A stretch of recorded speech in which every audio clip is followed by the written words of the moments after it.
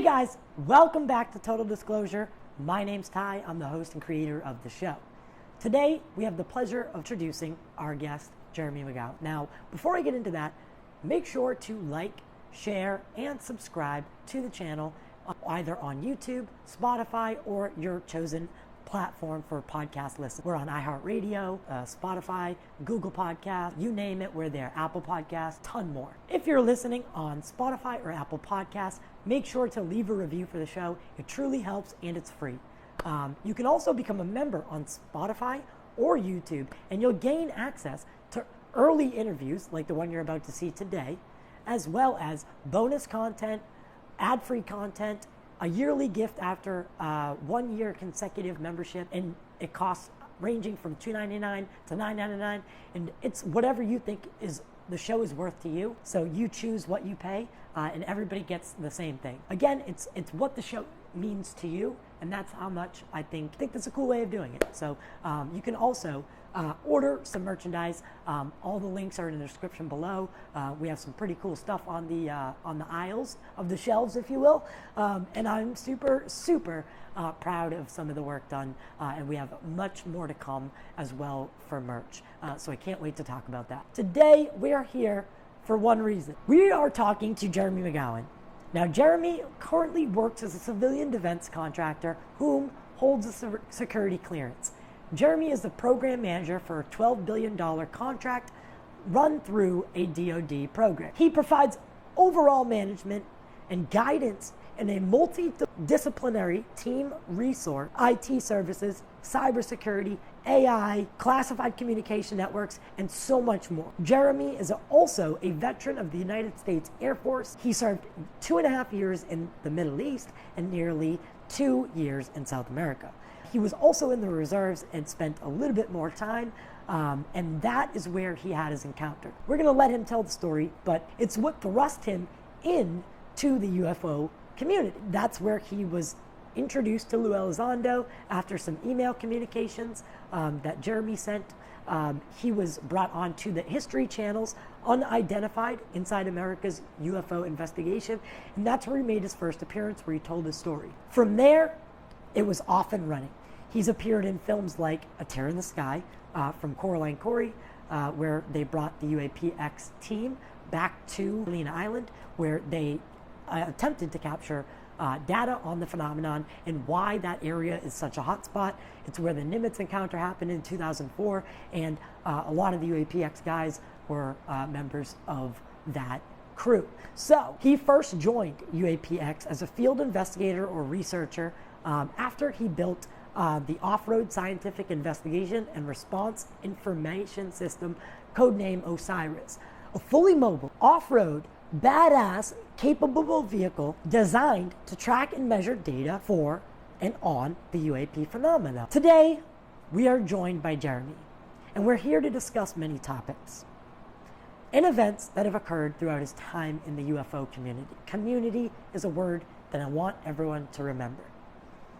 I know we all have our favorite people and our most liked, our most disliked, and everything in between. In this topic, it can become very polarized, especially if you put blood, sweat, and tears into a certain narrative, researcher, or way of thinking. It can be very polarizing. But we have to remember that this is a community, and we're here as TDP, as Total Disclosure, to remain neutral. That is always our objective, to get all sides of the story. Whether we believe or not, we're not endorsing any claims made by anyone. And that goes for every show that we've ever done and ever will do again. We're not here to endorse or, give our interpretation. We're here to interview people and get their interpretation and their experiences. And that is exactly what I did with Jeremy McGowan. It was a great conversation, and you're really gonna have a good time. Stick out, and you're gonna see some exclusive footage from behind the scenes of all the programs that he's appeared in, such as History's Secrets of Skinwalker Ranch, a Tubi original, and the Discovery Plus program, Alien Endgame. He also is, like I said, appeared on History's Secrets of Skinwalker Ranch. So we have some behind the scenes, never before seen footage. So Get ready, it's going to be a wild ride. And remember to like, share, subscribe if you're watching on YouTube. And again, on Spotify or Apple Podcasts, leave this podcaster a review. Let us know what you think. 5 stars, it's free, and it really helps the show. Let's get into it and explore the mysteries of the unknown together.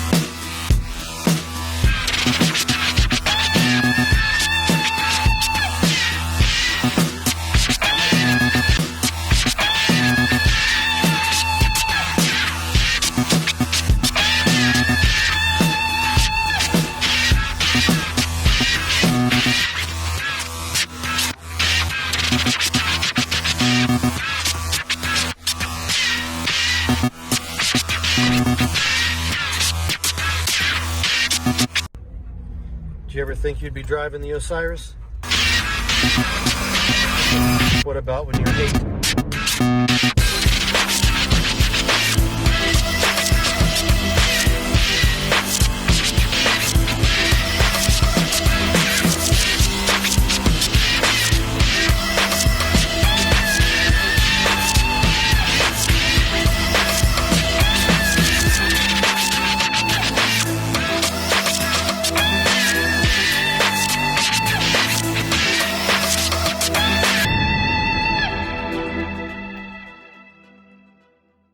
All right, and we're back with Jeremy McGowan. Probably the most controversial interview that I said earlier. I've never been approached more about a certain individual. This is gonna be fun. Are you trying to tell me people told you not to have me on the show? No. It was a plethora of support for you. So everyone was Ah, coming to me and they were like, "You got to have this guy on. I mean, you got to. It's just something you got to do." So I was like, you know what? All right, let's do it. No, you're the creator of the OSIRIS, the vehicle. You did work with UAPx. You mhm. were involved with a tear in the sky. I mean, I went through it all in the intro, but so you've had an introductory into the UFO world, and we're going to talk about back then, from unidentified to right now, Okay. how where how things have gone, where things have gone, because you've been involved in some stuff, man. So I really want to get down to the nitty gritty and Sure. really and just have a conversation with you because I think you're definitely owed that. I appreciate that. I appreciate that. So let's go back to the beginning. Let's go back to the beginning, before Osiris. Yeah. How did you end up here in the ufology world? What's your origin story, if you will? We know, like the stuff with the your story, how it. Yeah. Well, do you want the abridged version or do you want the longer version? It's up to you. I'd like the full thing. Yeah. Okay. Yeah. All Sure. right. Basically, I was never really a UFO guy. I grew up watching sci-fi. I was born in the early 70s, 71 actually. So the 80s and the late 70s were filled with sci-fi. And I Mm-hmm. truly enjoyed, the Battlestar Galacticas, the Star Treks, Space 1999 Yeah. and all those shows. But the UFOs and UAPs and things like that, they were just, it was a little twinkle in my imagination. Gotcha. Nothing more than that. And I ended up working at IBM out of high school. Excuse me. And I did not fit in at IBM. Back at the time, I had just come out of rural West Virginia. So my dress was flannel and boots, and I had long hair. I did not look like what I look like now. And working at IBM, like I said, I just didn't fit in. So Really? I I had some pretty bad days at work, and I rode a motorcycle. It was a 1986 Gixxer 750. I think it was the first year they came out with it. Oil cooled, hot, uncomfortable, but fast and fun. And I had ridden my bike to work, and I had had a particularly crappy day at work at IBM. And on the way home, I realized that there was a military recruiter station just off the highway. And I saw the sign, and as I'm scooting down the interstate on the bike, I just decided, hey, what the hell? So I hit the brakes, made a U-turn, flipped around, pulled into the recruiter station, and opened the front door. And I think the Marines were the first ones that had an office there, and then I think it was the Navy and the Coast Guard and the Army. And I walked past each one of them, looking in the offices and kind of sizing up the people that were in there. And I knew pretty much right off the bat I didn't want to be in the Marine Corps. I don't particularly care for the taste of crayons. um, and the Navy did not want to be looking like Popeye. Okay. uh, Coast Guard, interesting, but not really what I considered the military. Totally wrong perception. Coast Guard busts their ass. Right. But at the time, I'm 20 years old at the time. Um, and I got to the very back and I saw the Air Force. And I think the guy was sitting down there eating a burrito at his desk. And I was like, that smells good. I'm hungry. Let's walk into this office and see what these guys have to say. Um, and the guy asked me, he's like, have you taken your ASVAB test? I was like, yeah, I've taken the ASVAB. I was like, what'd you make? And I was like, I have no idea. He's like, well, let me pull up your scores real quick.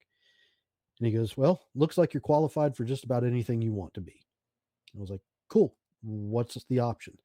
And he gives me a handful of options. And I think the first one was like, you want to be a jet mechanic? It's like, nope. I have No. no desire to work on jet engines. He's like, you want to go into the intelligence field? What is that? And he rattled some stuff off, and it didn't seem that thrilling. And he kept asking me and asking me. I kept turning everything down. And he goes, well, you tell me what you want to do. And like I said, I had just had a really bad day at work. And I was like, look, all I really want to do is shoot guns and blow stuff up. And he goes, okay, I got a job for you. How about security police? Okay, sounds good. Okay. Yeah. So I literally signed up and got all the paperwork taken care of. They sent me off for my piss test and all of that. And I think the idea was that I would have the remainder of the summer that I would be in the delayed entry program, and then when winter kicked off and things like that, I'd Shipped be out for shipped basic. out for shipped out for Yeah. basic and stuff. And that didn't happen. I think I was home for just a matter of a few weeks, and then the phone rang, and they're like, "Hey, we got your ship date. You're heading out next week." And I'm like, What? "Next week? That summer's not even over yet, man." It didn't even Um, begin. yeah. So I didn't question. I was just like, "Okay, let's do this." All right. Uh, Found myself on an airplane. I was flying out to San Antonio, Texas. Ended up in basic training. Turned 21 in basic In training, basic which training. Yeah. was Mm. absolute hell. My drill sergeant walks up to me, hands me a beer. He goes, "Happy birthday." And I was like, "Oh, thank you." Like, that's I awesome. Yeah. And then he goes, "Open it." And I was like, "Okay." So I open up the beer, and he's like, "Now give it back." And he drinks the beer in front of me. I was like, "Okay." Ah, Yeah, that was my birthday, my 21st birthday in basic training. So, motherfuckers. yeah, yeah. So welcome to the military, right? Yes. Um, then I go to for part of security police training. I end up doing the whole they call it tech school or technical school, Mm. which was right across the street at uh, Kelly Air Force Base, literally across the street from Lackland Air Force Base. Okay. And then I got sent to Fort Dix, New Jersey for some Army training. and then I got shipped out to Nellis Air Force Base in Nevada for Silver Flag Alpha, which I got my M60 gunner training and certifications. And then I got to my duty station, which was Pope Air Force Base in North Carolina. And Desert Storm had just kicked off. So I'm at Pope Air Force Base and didn't really know much about anything. And the next thing I know, I'm getting deployed out to Desert Storm in the middle of that debacle and spent, I think, a grand total of about 2.5 years in the Middle East. Um, hated it, hated every part of the Middle East. I do not understand why people are still fighting over territories there. They can have it. I yeah. I I It's all I I, I it's have awful. I come from a military family, and a lot of them were part of Iraqi Freedom, Operation Iraqi Freedom. Most joined, most of the cousins that I was close with joined around that time. Yeah. So, you know, they all came back saying the same thing. Like, it's just a fucking wasteland. Like, It's it's, they're you get fighting over sand. sand. Yeah, you get sand in places of your body that you did not know you had, Yeah. and it does not go away. Um, Doesn't it's sound fun. it's awful. I feel like Anakin And Skywalker saying that sand, I hate sand. It's right. literally that. It's an awful thing. And a lot of But those countries are dry too, aren't they? oh yeah, yeah. Saudi S- Arabia has no alcohol at You're like, all, yeah, you can't. unless you go on to certain like the embassy Yeah. compound has alcohol. There's a joint Saudi Arabian and American oil field out there called Saudi Ramco, and they have a giant compound, and they have alcohol on the compound, Okay. but the rest of the country is dry. Yeah, because like So a lot of the places, oh yeah, Kuwait, I hear a lot of them are dry, and it's like you're not only are you stuck out in the fucking midst of nowhere, but yeah, you also can't even have a beer, like can't sit even have a down and have beer. a Yeah, beer. And I'm sober myself, but like still that aggravates me. yeah, um, yeah, and but there's so many alcoholics in the military. yeah, well, they come And out these that guys, way too. well, yeah, and some of them go in that way. Yeah, But these guys are out there and they're going through withdrawals and they're doing everything that they can to get a drink. So people are filtering hydraulic fluid through loaves of bread, thinking that they can drink it. They're trying to smuggle in scope in cream de mouthwash. menthe Yeah, bottle or cream de menthe and scope bottles and things like that. yeah. It's Well, insanity. But I've been through alcohol withdrawal. Like I was a vicious alcoholic. Like I was drinking two sleeves. I don't talk about this a lot, but I was drinking, for my own reasons, for my own messed up reasons. I was drinking about two sleeves, so that's 20 nips a day on top of like a six pack, and I was doing like the 100 proof root yeah, beer nips. So yeah, um, you know I know what alcohol withdrawal is like, and it it's is rough. not. Yeah. It's rough. It's one Well, of the two you can die from. yeah, and imagine doing that when it's 125 degrees Yeah, outside and you're getting no, yelled at all the time. So no, these no, guys absolutely weren't not. happy. But Yeah. I came back. I came back after that, and then I got sent after the Middle East. I got sent down to South America for a while. I was attached to the DEA. Did some counter narcotics works out in the jungle of South America. I was in Did you Colombia. did you like that? I That loved that that. seems a little bit more like Yeah, fast paced, like yeah, adventurous. yeah. It was everything that you read in a Tom Clancy book. Yeah. It was absolutely insanity, and I ate it up. I loved it. So I spent time in Panama. I spent time in Colombia, and then my tour of duty was up, and I decided that I was done. I didn't want to have anything else to do with the military anymore. Um, so I turned in my non reenlistment papers, and when I was there, they're like, Mac, I think you ought to do the reserves Reserves. Yeah. instead of just separating in full. And I was like, okay, why not? It's a weekend a month, 2 weeks out of every year. As long as I keep my hair short and stay in relatively physical, good, decent shape, I'm golden. You can Counts have towards that retirement and all that. balance. Yeah. Yeah. So I do the reserves. and I go back home to West Virginia, and a West couple weeks. Virginia. Yeah, country roads, man. Yeah. John Denver. Yeah. So I'm sitting on the sofa one night, or one afternoon, drinking beer, having popcorn, watching TV, and the phone rings. I pick up the phone, and immediately recognize the voice of my old mobility NCO. And he's like, "Hey, Mac." I was like, "Yeah, you want to go back to the sandbox?" I was, "Yeah, not really." He's like, "Well, we got a deal. You can go if you want to. Kind of need you there. You got 48 hours to make up your mind if you want to go or not. If you do, grab your stuff, get back down to Pope, check in, and we'll get you kitted out and fielded up and deployed." Okay. So I thought about it for a while. Decided not much else really going on. Why not? Active duty pay. I get back in the boots for a while. Let's do it. So I get down to Pope Air Force Base, and this, again, this is where I had served for 4 years. Was at Pope, so I knew everybody. I knew the cadence. I knew the operational rhythms. Nothing was Yeah. foreign to me. Get there, they put me up in temporary billeting, and I'm just kind of sitting on my butt and not knowing what's going on. Nobody's talking. Nobody's telling me anything. And then the phone rings, and they're like, "Hey, grab your gear, get to green ramp. This is the go. You got the green flag." It's like, "Okay, where are we going?" She's like, "You'll find out." So I grab all my gear. I made it to green ramp, which is at the far end of the runway at Pope Air Force Base, which no longer exists now. It's part of Fort Liberty, which was formerly Fort Bragg. Okay. But there's a C-141 waiting there on the flight line for us, and there's only 9 other Air Force security forces people, security police officer people, and I knew them. I knew all of them.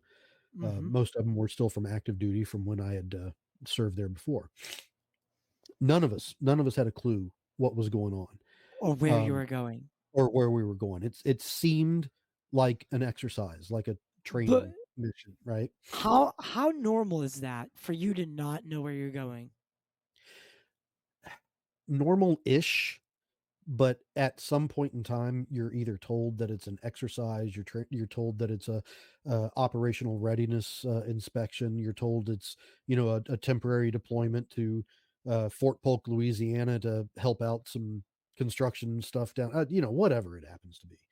Um, but there was no war going on anymore. There was no Right, place to right. deploy to anymore, so we had no idea what was going on. So we all get on the 141, and there's some It's other a folks big on board. big plane too, isn't It's a it? big plane, yeah. It's Yeah. it's a it's a single decker plane, but you can put I don't know, 3 or 4 Humvees inside of it. I think maybe 150 or so passengers. Stuff. Yeah.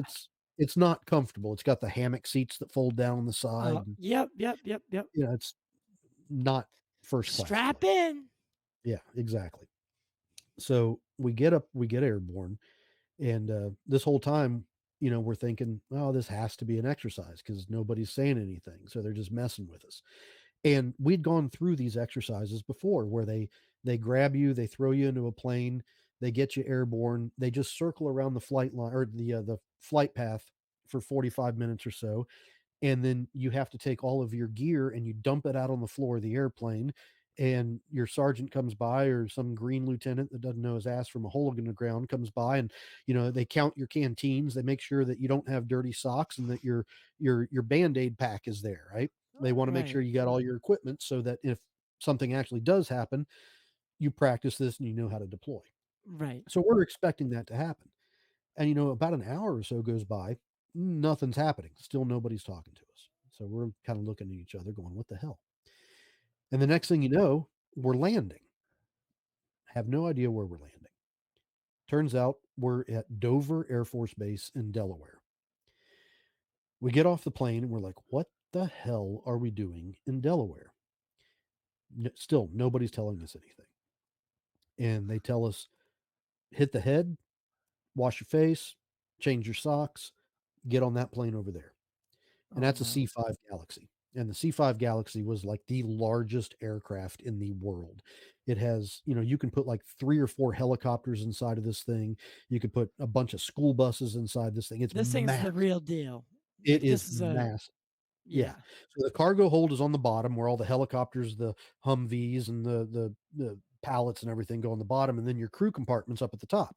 And it's got normal seats, just like a regular civilian airliner, So, except everybody sits backwards, which for okay. some reason I have no idea why.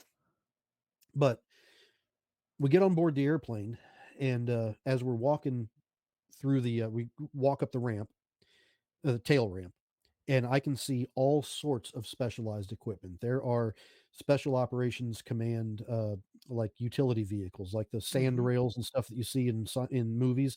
Those Yeah. things are real, right? So they've got all their commo equipment, their satellite communications equipment. There's some weapon pallets that are in there. I see things that are not Are used not on deployments exercise. and exercises, right? So I'm like, holy crap, what is going on?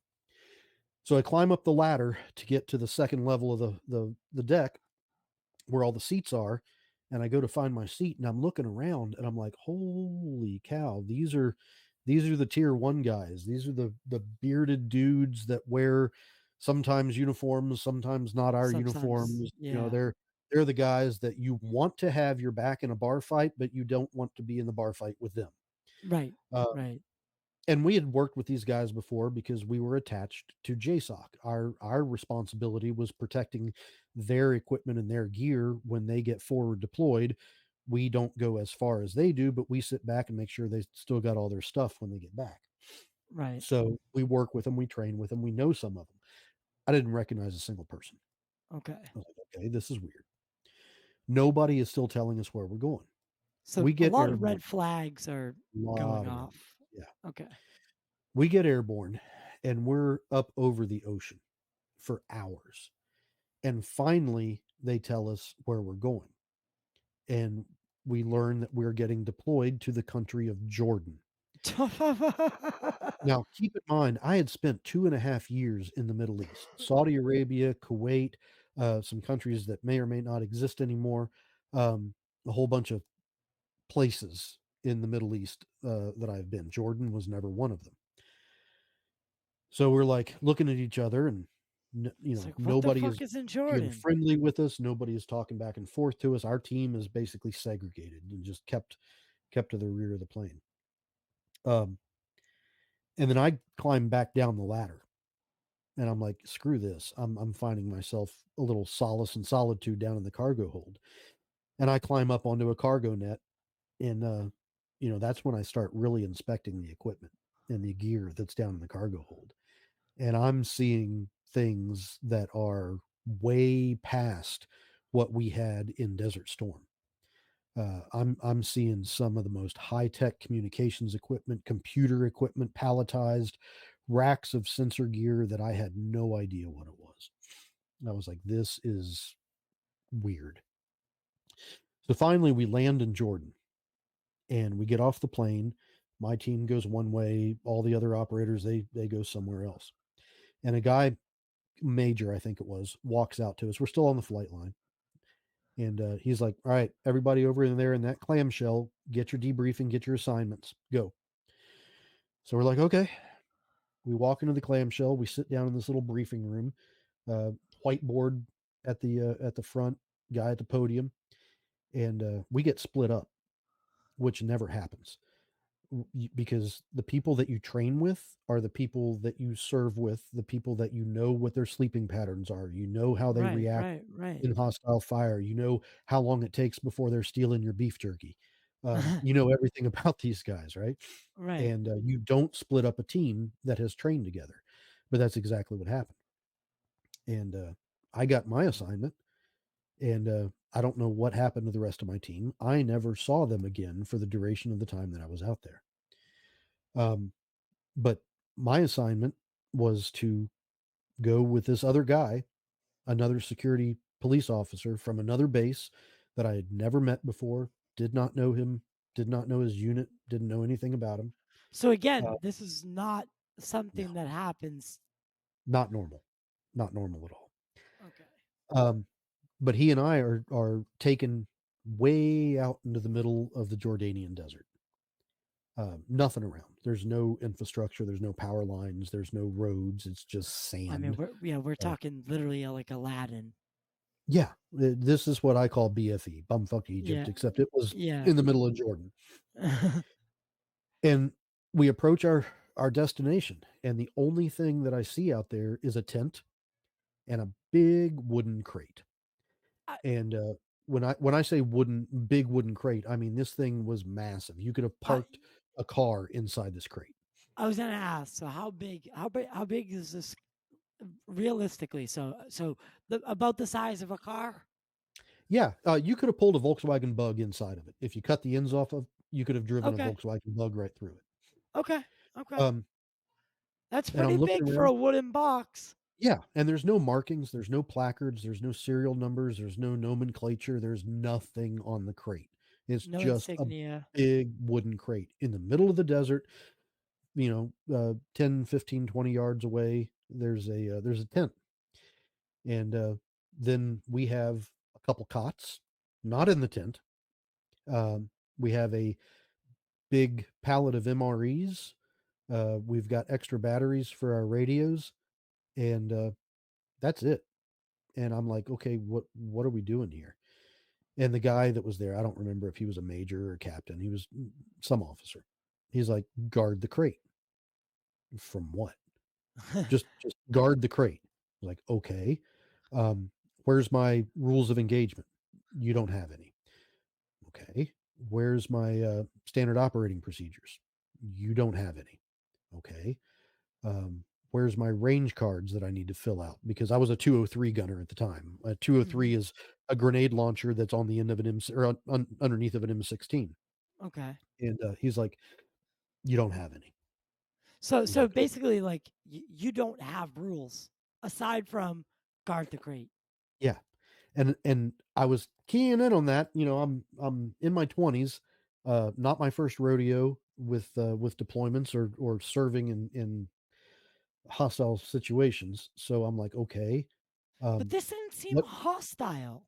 Well, it didn't until I asked him, what happens if someone comes near the crate? He replied, shoot them. Kill them. It's like, okay.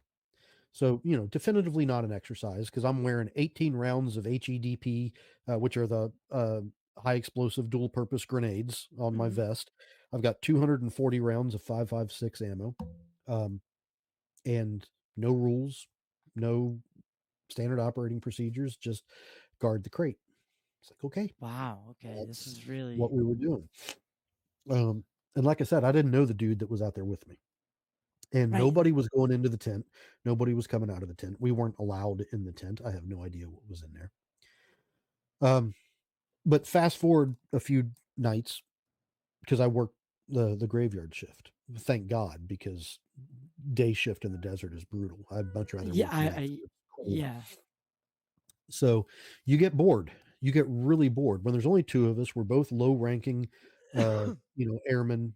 No responsibilities other than because we don't have any things to check on. There's no routes of patrol. There's no logs that we have to fill out. We're just literally watching this giant ass crate in the middle of the desert, and we get bored. And back then, I smoked like a chimney.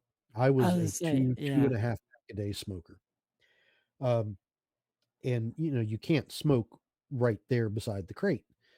Because even the little cherry on the end of your cigarette will give your position away, and you don't want to highlight where the crate's location is at night and things like that. Yeah. So you'd Yeah. have Yep. Yep. you'd have to Yep. walk away to go smoke your cigarette. Which you're So not supposed to do. not supposed to do. But there's nobody out there. We have no supervision. There's Right. literally nothing but No a crate, rule. a tent, and no rules. So I found a little sand dune that I could walk up. It was probably, I don't know, 300 yards away. Uh, and I'd walk up the sand dune down the backside of it so I could just peek over the top, see the crate, lay back on the other side, smoke my cigarette, and just generally screw off. hmm And this was going on for a few nights, and it was just kind of my battle rhythm, how I was getting into things. And one night, I was just an extraordinarily crystal clear night because in the middle of the desert, there's no humidity, there's no I wanted cloud. to. I wanted to ask you something. Yeah. When you look up out there, do you see the whole sky as it should Oh be? yeah. Oh yeah. Is it gorgeous? It's incredible. There was no light pollution because Oh we my were God. I don't know how many dozens or hundreds of miles we were from the next light bulb, but there was no light pollution. There Let was no alone city. yeah, yeah. It was So, the night looked like a Van Gogh painting. yeah. It was Oh, incredible. I've still Uh, not seen that. so it it was absolutely incredible. And then I just pulled out my nods. The We call night. them nods. It stands for night observation devices or Yep. NVGs, night vision goggles. And they were a pair of A&V PVS-7 Bravos. It was like the third gen that the military had. It was the best that we had at the time. And again, Those are this is pretty, still pretty good. 1995. So for today's tech, what we got now beats those things by leaps and bounds. But in 1995, these things were the absolute best that we had. Creme de la creme of night Yes, vision. Yeah. yes, yes. So I put my nods on and I just laid back on the sand dune and I was looking up at the sky. And oh my God, for the billions of stars that you can see with the naked eye, you put those nods on and you look up and it's a magnitude greater of what you can see Right, because upstairs. we can only see what, like 1% of the spectrum. I'm not entirely Yeah. sure, but we can't So compared to what you can see with the night vision goggles to your naked eye. It's as if you're standing on the surface of another planet. The sky just does not even look familiar because when you can spot constellations with your naked eye, when you're looking at that sky with no humidity, no clouds, crystal clear, and you can see millions and millions and millions of more stars, you lose the constellations because they become hidden inside in of those however many in extra those other stars, stars. Yeah, yeah, yeah. it's incredible. Now, keep in mind, we're in a no-fly zone, so there's no aircraft flying around. The one thing that I forgot to mention is the major or the captain or whoever it was would tell us when we had to disappear. We had a little tarp on stilts. It was like a beach umbrella almost. Um, We- and he would tell us, you know, certain times of the night that we would have to walk under and stand under that beach umbrella because that was when known spy satellites would be flying For over the area and they didn't want anybody to know how many personnel were in that area. mm, gotcha, So we gotcha. knew when the satellites were coming over and we knew there was no aircraft in the area because it was literally a no fly zone. So I'm laying there on the sand dune with my night vision goggles on, just in absolute bewilderment of the night sky, just in awe, feeling really, really small, right? Mm-hmm. And then all of a sudden, I see something that just made the hair on my arms stand straight up. Um, uh, Keep in mind, I'm lying on my back and I'm looking straight up at the sky, Straight right? up. Now, you only have about a 40-degree field of view with the night vision goggles. Okay. But when you're looking at space, that 40 degrees is, you know, It's a job. hundreds of light years of space, Yeah. right? Yeah. So what I see is I see a pinpoint of light, and I'll duck down underneath the camera here a little bit for you to see it better.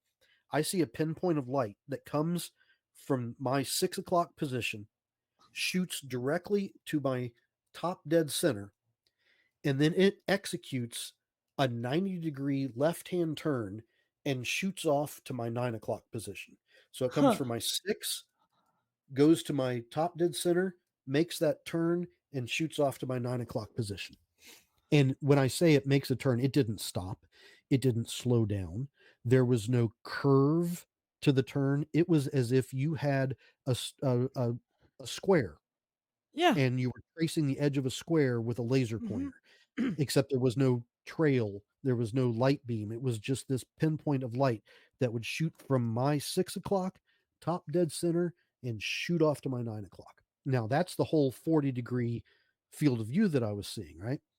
But it would do that from my visual horizon to my visual horizon in under 2 seconds. And I was like, this thing's holy, this thing is booking, this thing's booking. moving really fast. Yeah. Now I saw it And and then I and saw it it again. and it actually, And I mean, not to mention the fact that it, I mean, this thing's doing a 90-degree turn, which is by your standards impossible. Yeah, and being in the Air Force, I'm around airplanes constantly. My mother was a pilot. I personally have been flying single engine aircraft since I was about 13 years old. Got my Yeah. student license, after I got out of the military. Uh, went through so I can fly, right? I know aerodynamics. At the time, I wasn't a certified pilot, but I had understood flight dynamics, flight characteristics, G forces.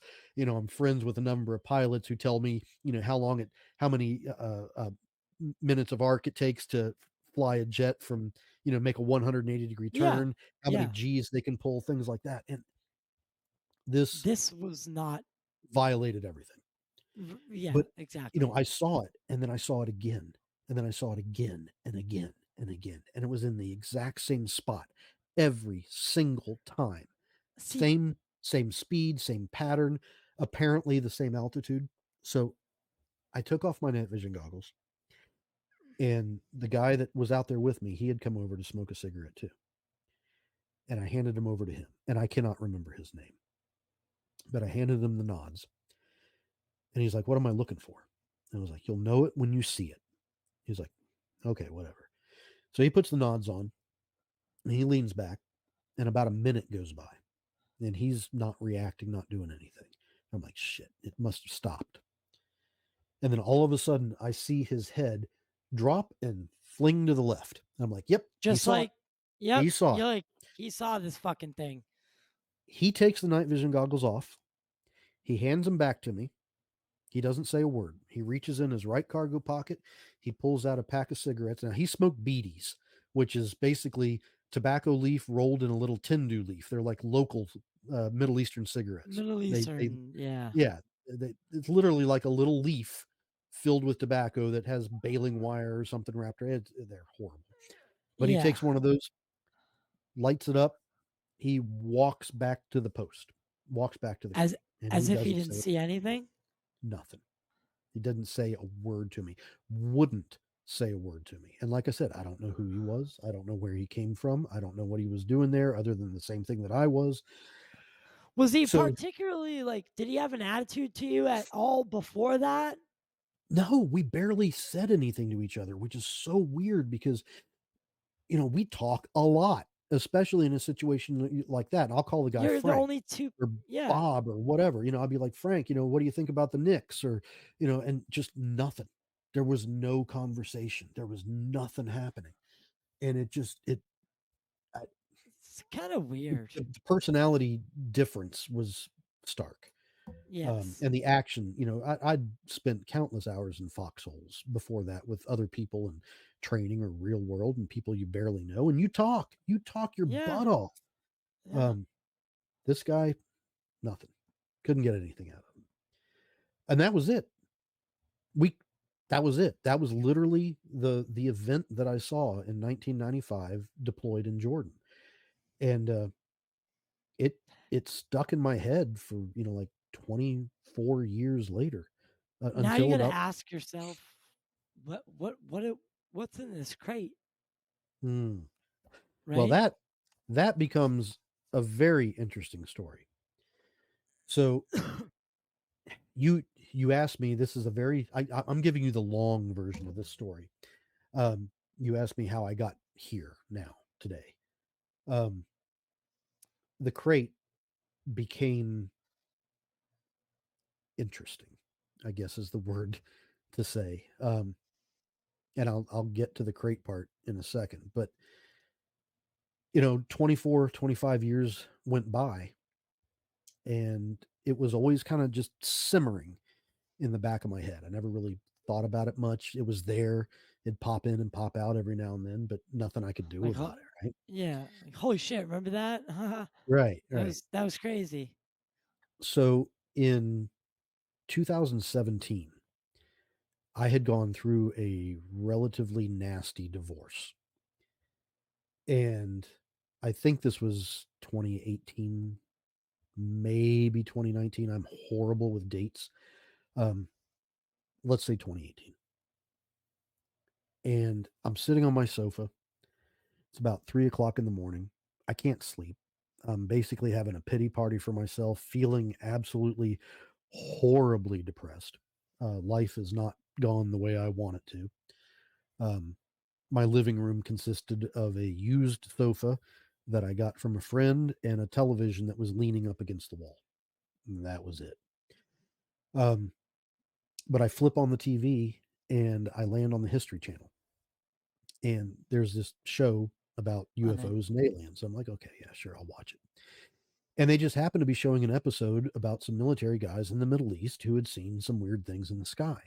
And all of a sudden, every detail about what I saw just floods straight front Flooded. and center, right? And I'm like, holy crap, I remember all of this because I'm watching the imagery on the TV and I can almost smell the air again. It just brought Mm, everything back to me. So I'm like, crap. Nobody's going to believe me because I can't even remember the guy that I was with.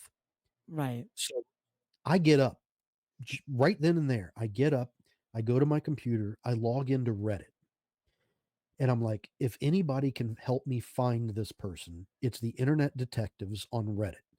Because once some of those guys lock onto something, they do not give up until they find it, right? No, they're ruthless. Yeah. So I went to a veteran subreddit and I typed out my story. I left a lot of the details out. I didn't go into absolute detail, but gave them a gist of what I had done, where I was doing it, when it was, and the short version of the story. And most of the comments, it was just so ironic. It was like the synchronicity events that everybody talks about. Right. Most of the comments were telling me, they were like, "Hey, there's this TV show that's getting military witnesses to come forward and talk about UFO sightings." I was like, "Oh, Unidentified. cool." Yeah. Unidentified. I was like, "I think that's the show that I had just watched that brought me here. You guys are sending me Yeah. back to the show." They're like, It's "Well, a circle. if you pause the credits at the end of the show, At the they end, it have would an say, I email address." remember. Yeah, I there's remember. an Yeah. email address there. So I was like, "Oh, shoot, okay, sure, why not?" So I basically cut and pasted the story that I had written on Reddit. Now, the ironic part is that that original story still exists on Reddit. It's still out there in that veteran subforum, from whatever year it was when I did this. So I could Um, find it right now. yes, Well, I'm you not, could go. Yeah, but you could I pull it up. might actually find it. Yeah. Yeah. Yeah, you could absolutely pull it up. I'll give you the screen name that I used and everything. All right. Um, Cool. so I did that. I cut and pasted what I had put on the veteran subforum, tossed it into an email, sent it to the email address that was on that TV show's credit trailer. Hit send. Um, Weeks went by. Nothing happened. Just radio silence. Nothing happened. And then some So random then, day, I don't know if it was a Tuesday or a Thursday or whatever, I get a phone call and it's Mr. McGowan. I was like, yes. Hi, this is Jessica Phillips with A&E Television History Channel. We've been discussing the sighting that you gave us, and we'd like to know if you would like to talk about this on TV. I was like, not really. Not why I posted that. And she was like, well, why did you share the story with us then? And then I went back into the whole thing about, hey, I'm trying to find the guy that I was with because he's the only other witness of this event and I that could want to be able to corroborate. validate my own memory of the events, right? Right. I didn't want to be on Yeah. TV. I didn't want to be sensationalized. I wanted somebody with funding and investigative skills to try to find this guy. And she's like, Yes. "Oh, we can absolutely do that for you. We have access to all sorts of attorneys and lawyers and investigators, and we do background checks on people." And I was like, "Yes, do that. If you guys can find this dude for me, I will tell my story on air. Quid pro quo." And she's like, And of "Awesome. Let's course, do it." they tell you what you want to hear, right? Yeah. Yeah.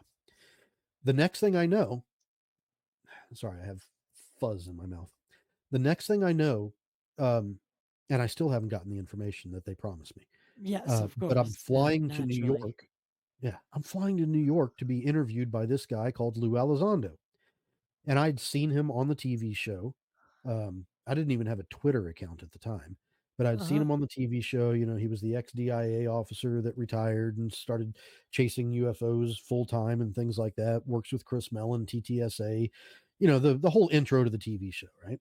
So like, Yeah. oh, this is cool. uh, this guy seems legit. I mean, Yeah, let's not skate around the fact that in the beginning, and still, most people think that Lue Elizondo is someone who's out there fighting for this topic, yeah, and that yeah. TV show really bolstered TTS to the stars, which is TTSA, yeah, yeah. Well, they I think they dropped the Academy at this point, so it's TT to the stars. yeah, Is so back then to the Stars Academy, and I think it was generally a cool idea. It was getting that military side after they dropped that 2017 yeah, article. It all made sense, and it was all like cool. We're starting to move towards a certain direction, and yeah. then And, I never fact checked anything. I never had any reason to doubt. I didn't have any disbelief. I mean, here the TV show is saying he is the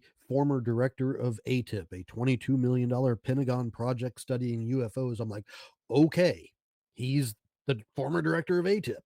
yes, This is the guy that has the suitcase full of secrets, and he's going to interview me about my sighting in Jordan. I was like, this is cool as hell. yes. So I get to New York. They pick me up in a limo. They take me to the hotel. I check into the hotel, toss all my gear on the bed, and I walk back down to the lobby because I'm hungry. I'm Mm. starving at this point. I walk up to the check-in lady at the desk and I was like, "Hey, where can I get a sandwich around here?" She's like, "There's a little New York deli right around the corner." So I was like, "Okay, sounds great. I'll go get me a deli in New York while I'm in New York." So Yeah, yeah. I turn around, and I take about 2 or 3 steps, and I literally bump into physically Lou Elizondo. And the first thing that popped into my head, I was like, "Man, I thought you were gonna be taller." I didn't say that, but ah. I'm only 5'8", and I think I was about an inch and a half, maybe 2 inches taller than he is. Um, but I bump into him, and it hits me that this is Lou Elizondo, and he has no idea who I am, but I was like, "Hey, you're interviewing me tomorrow." And he's like, "Are you Jeremy?" I was like, "Yes. Yes, I am." And we just started talking. Yeah, Within about 15 minutes of having this conversation, he is telling me things that I would have thought would have necessitated a conversation in a skiff. right, right, right. He's dumping this information on me about programs and people and places and recovery just blowing my mind that here standing in front of me in a In a lobby of a hotel hotel lobby. is the former director of ATIP just laying everything out to me. And I'm like, holy shit. So about an hour goes by and my head is just constantly being filled with everything that he's telling me. And then my stomach reminds me that I'm hungry. Right. And I'm like, Lou, I got to get a bite to eat. Can we talk after the interview tomorrow? And he was like, yeah, sure. No problem, brother. We'll hook up. We'll talk. Great. Glad you're doing this. You're doing the right thing. You're going to be a hero for this. I was like, awesome. All of a sudden, So, you get a real ego going, huh? oh yeah, yeah. I mean, Yeah, it you're was it like, was fuck incredible. yeah. I felt on top of the world. It was the Yeah. coolest thing ever. It's hard not So, to at that point. yeah. So I go do the interview with him and then I go home and that was it. I didn't get a call back from the TV studio. I didn't get a call back from Lou. Nobody. Did you didn't get to talk to Lou after the interview? No, no. No. Um, Nobody followed through on their promise to help find the guy that I was deployed with. It was just complete and total radio silence. And then I got I got an email. I don't know how many months later, saying, "Hey, Mr. McGowan, just wanted to let you know that your uh, your episode is going to be on." I don't know if it was episode It 3. was I think it was episode 2 or 3, yeah, Yeah, and they're of like, "Hey, season it's gonna." 2. Yeah, episode 3, season 2. Yeah, yeah. Episode 3, season 2 of Unidentified. I was like, "Oh, awesome." And they gave me the date and all this sort of stuff. So I watched the episode, and I created a Twitter account. And the next thing I know, I'm getting phone calls or contacts, messages, direct messages from people that are like, "Hey, man, I saw your story." The first one was Ryan Sprague from uh, Yeah, somewhere in the skies. Somewhere in the Yeah, Skies. Yeah, so Ryan was the yeah, first one to contact me. So I did an interview, podcast interview like this, first one I ever did with Ryan, was somewhere in the and skies, huh? Somewhere in the Skies. Yeah, and then the next thing I know, I get a another call from a guy that happens to be here in Las Vegas. Andrew Hall is his name, and he ran a Okay. podcast. He no longer does it. It was called Dead Hand Radio, and we were doing this. And he asked me a question. He was like, "What do you think ufology needs?" And this is where it all started, was with this specific question. And I was like, "I think ufology needs standardization of data collection. Mm, Nobody's using the same equipment. Nobody's collecting the data in a scientifically approved manner. Most people don't even know what metadata is. Phones hmm are not built for this. And we need a way to standardize the process of collection of the data." Collection. Yeah, Yeah. I agree. So Andrew looks at me through the camera and he goes, "Have you ever heard of Skyhub?" I was like, "No, I've never heard of Skyhub. What is that?" And he starts telling me what Skyhub is. Now, what you can't see is I have 5 monitors. This is the 5th monitor. So I have 5, 4, 3, 2, and then the one I'm looking in here. One, right. So yeah. So I move over to my second monitor while he's talking to me on the podcast, and I start Googling Skyhub, and I find out what Skyhub is. It's an alpha testing, or it's in an alpha state, not even a beta release yet, but it's a unit that has a 360 pan tilt zoom camera, some AI tracking technology on it, and things like that. And they're Uh-huh. building it to track UFOs. So I start ordering parts for it immediately because they don't ship it completely built. You have to build your own system. So while I'm talking to Andrew, I'm actually already ordering parts for this thing. And those parts start coming in, and I start building it. I put it together right here on my desk. I've got an operational Skyhub unit, everything.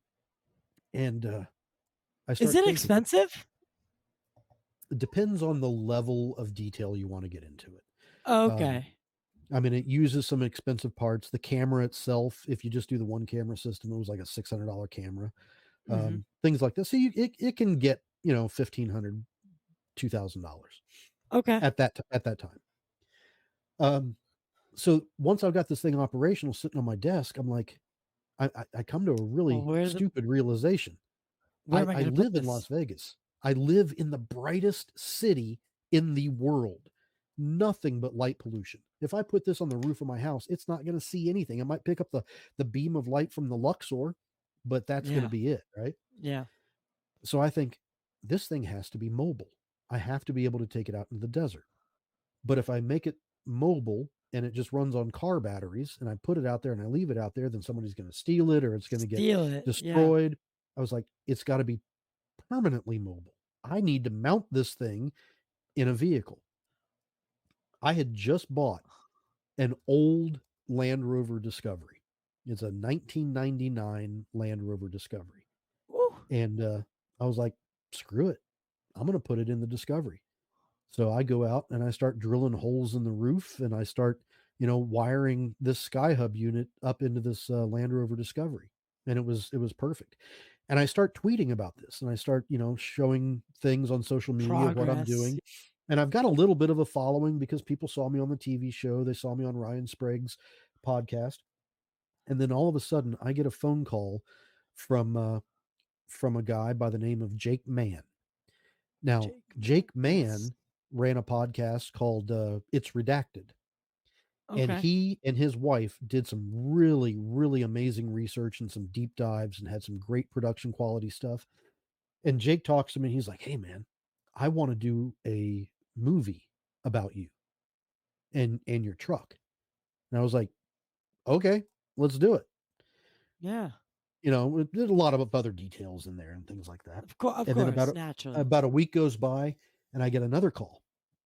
And this time it's from 2 guys by the name of Dustin Hoyer and Justin Tandy. and they run or ran a podcast called I Believe in Humans. And Okay. when they called me, they're like, "Hey, man, love what you're doing. We want to make a movie about you." And you're like, I'm like, ah, "Ah, okay." Well, the funny thing is, Jake had introduced himself as a producer. Justin and Dustin had introduced themselves as directors and camera operators, and they even have Red Epics and sound editing equipment and everything. And I'm like, yeah. "Hey, let me do an introduction to you and Dustin and Jake and get everybody together." Now, right around that same time, I had seen Sean Cahill on the TV show and things like that, and um, Yes. I He reached out to he Sean. Go ahead. he was growing in popularity along with Lou, because he became like the if so facto, like he was featured in many episodes, tagging along with Lou because of Yeah, his ability to investigate, yeah. was the He was a claim. boat cop. Yeah. He was a boat cop. Yeah. Yeah. Yeah. Um, so I reached out to Sean because I had good vibes from what I'd seen of Sean, and I was like, "Hey, got a couple questions for you. Jake's talking to me, Justin and Dustin's talking to me. I'm new to this whole UFO thing. I'm looking at you to tell me who I can trust and who I can't trust." So he asked me for a description of the project. I give him, hey, we're doing this film where Jake is going to fund it. Dustin and Justin are going to film it and edit it. It's just basically going to be me and the OSIRIS going out and digging for UFO data. And he was like, "Oh, that's really cool." And Sean and I started talking hours and hours and hours a Mhm. day for weeks at a time. And finally, I was just like, "Hey, Sean, you want to be involved in this?" And he's like, "Sure, why not?" Um, and then Sean gets Lou involved in it. And the next thing I know, this This project, thing's becoming something else. it's becoming wild, absolutely wild. Right. So now it's me and Sean and Lou, um, and starting to film up at Lou's house. But I want to go back in time a little bit because you had Okay. asked me what was in the crate during Yes, this whole yes, yes, time. Yeah. yes. So during this whole time, when Dustin and Justin and Jake were talking to me about the film, I'd given them the story and they had asked me the same thing, what was in the crate? And I didn't know. So I started doing some research and I started going back through the contacts that I had in the military. And I reached out to some guys that I knew still from the time at JSOC. Okay. And I found one guy that was willing to talk to me. And he is now an optician, go figure, in California.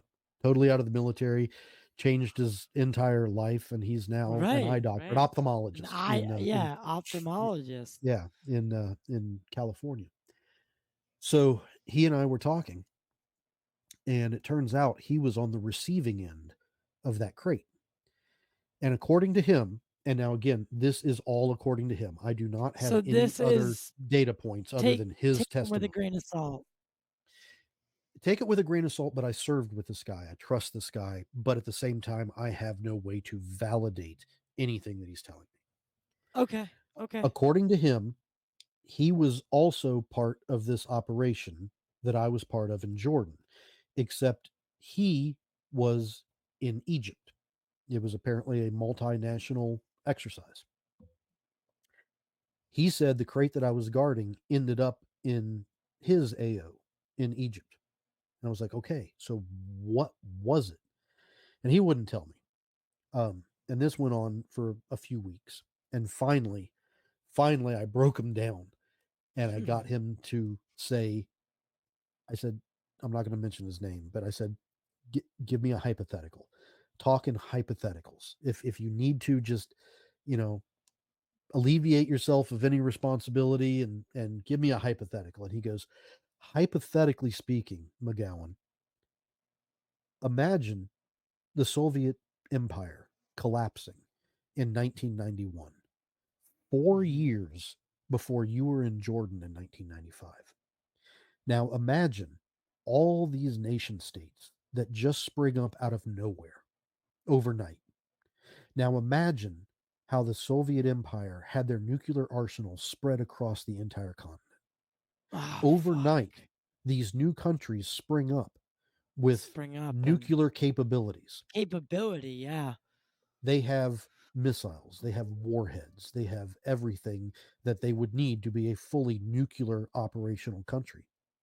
And they have no allegiance because this is a new country. Their money is now worthless. Whereas the Soviet general was taking care of his kids and his family, he now has nothing except the access codes to the vault where this stuff is kept. Right. So North Korea, and he's again doing these hypotheticals. He goes, North Korea, Syria, Iraq, Iran. They know the desperation of these Russian generals, and they know that some of them can be bought. So they For buy the general sure.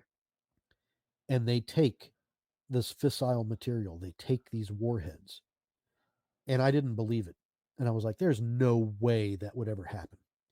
Turns out John Deutsch, the director of the National Intelligence, director of CIA National Intelligence, or whatever he was, he testified in Congress in 1996, 1 year after my deployment, that Jordanian forces had intercepted a shipment of stolen guidance systems from Russian Guidance missiles, systems for guidance systems, Russian nuclear. missiles, yeah, Russian nuclear missiles, and they were heading Wow. to some other country, right? Iran, I Oh believe it was. no. I don't think he was completely transparent in his testimony to Congress. My personal belief, and it's backed up by what this now ophthalmologist told me, is that what was in that crate was the warhead of an SS 24, and that warhead, or the, I'm sorry, the nose cone of an SS 24, and that nose cone had 8 of the 10 active warheads that were still on it. And if you are smuggling radioactive fissile nuclear weapon material through the Middle East, through barren desert, and you don't want to get caught, you're going to put it in a nondescript crate. You're Mm-hmm. going to throw it on the back of a crappy pickup truck, Mm-hmm. and you're going to remove as much weight as you can. So you're Mm-hmm. going to remove the shielding, you're going to remove the safety controls, you're going to remove everything that protects you from the radiation that's inside of these warheads. If there is a correlation between UFO activity and nuclear material, which the Which they're zeitgeist seems to point make it towards be. that. Yeah. Yeah. The Nimitz was a nuclear powered aircraft carrier. We have Robert Salas talking about UAP that are turning off our nukes. Whether or not you believe it or not, I don't Yeah, know. But Russia had similar yeah. activity.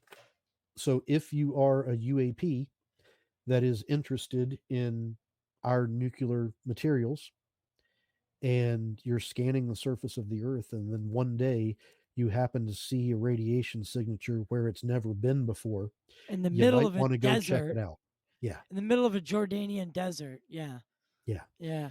So, based on the intel that I got from this guy, based on the behavior that I saw of whatever that thing was, Wow. based on the So testimony of John Deutsch, the director of national intelligence, based on history itself, the fall of the Soviet Union, all of this points to that crate containing fissile material do, from the collapse of the Soviet Union. do you think you were And at that's how I risk? got here today. Oh, do I think I was at risk? Yeah. So, they told me not to get near the crate. Um, Do you think and you're at I, like because if you said these things are stripped of the safety measures, yeah. um, I mean, I can't imagine that was good for you to be there. No, it was not good for me to be there. Um, Not to to laugh answer your about question, it, but well, I can't prove it, and the VA has denied it. But in 2014, maybe 2015, I was diagnosed with a very rare type of skin cancer. Uh, it's gone now through surgery. It has not come back. okay, thank But it God. appeared on my inner thigh. And it is a type of cancer that only occurs from exposure to radiation. And I do not sunbathe in the nude. So where this was, it could only have been because I ignored the warnings that I was told about the crate. I got on that crate. I sat on the crate. I laid down on the crate. I pissed on that crate. Everything they told us not to do, I did to that crate because I was young, dumb, And and bored. stupid. Yeah. So while I cannot prove a direct link and the VA has denied it as not service connected because there is no documentation about this Of operation course. even happening, Of course. there you go. So, all right. So you meet Lue Elizondo. Yeah. All right. And you do the whole History Channel thing. You tell your story. Upon agreeing to help you find the partner that you had that night in the desert, we know that that doesn't happen. So after History Channel's unidentified in the experience, what came next of that project? So you're talking about the project with me and Lou and Sean. Yes. Okay. So where did that go? Because it sounds like something that you know um, would have been really cool and it would have been out by now had it succeeded. Yeah, it may have been cool. Um, I'm If glad done it did not correctly, succeed. Yeah, if if it's done if done correctly. correctly, of course. I'm glad it did not succeed. Um, we got to Lou's house. Jake Mann put almost $20,000 of his own money into producing this. Mm, To my knowledge, he has never been paid back. mm. Um, we got to Lou's house, and I was still really on top of the world. Yeah, You because know, now I'm filming with Lue Elizondo. like everybody. Now let's not undercut this. Lou Elizondo is I mean, to the UFO community, Lou Elizondo is the second coming, if you will, Yeah, just to a degree.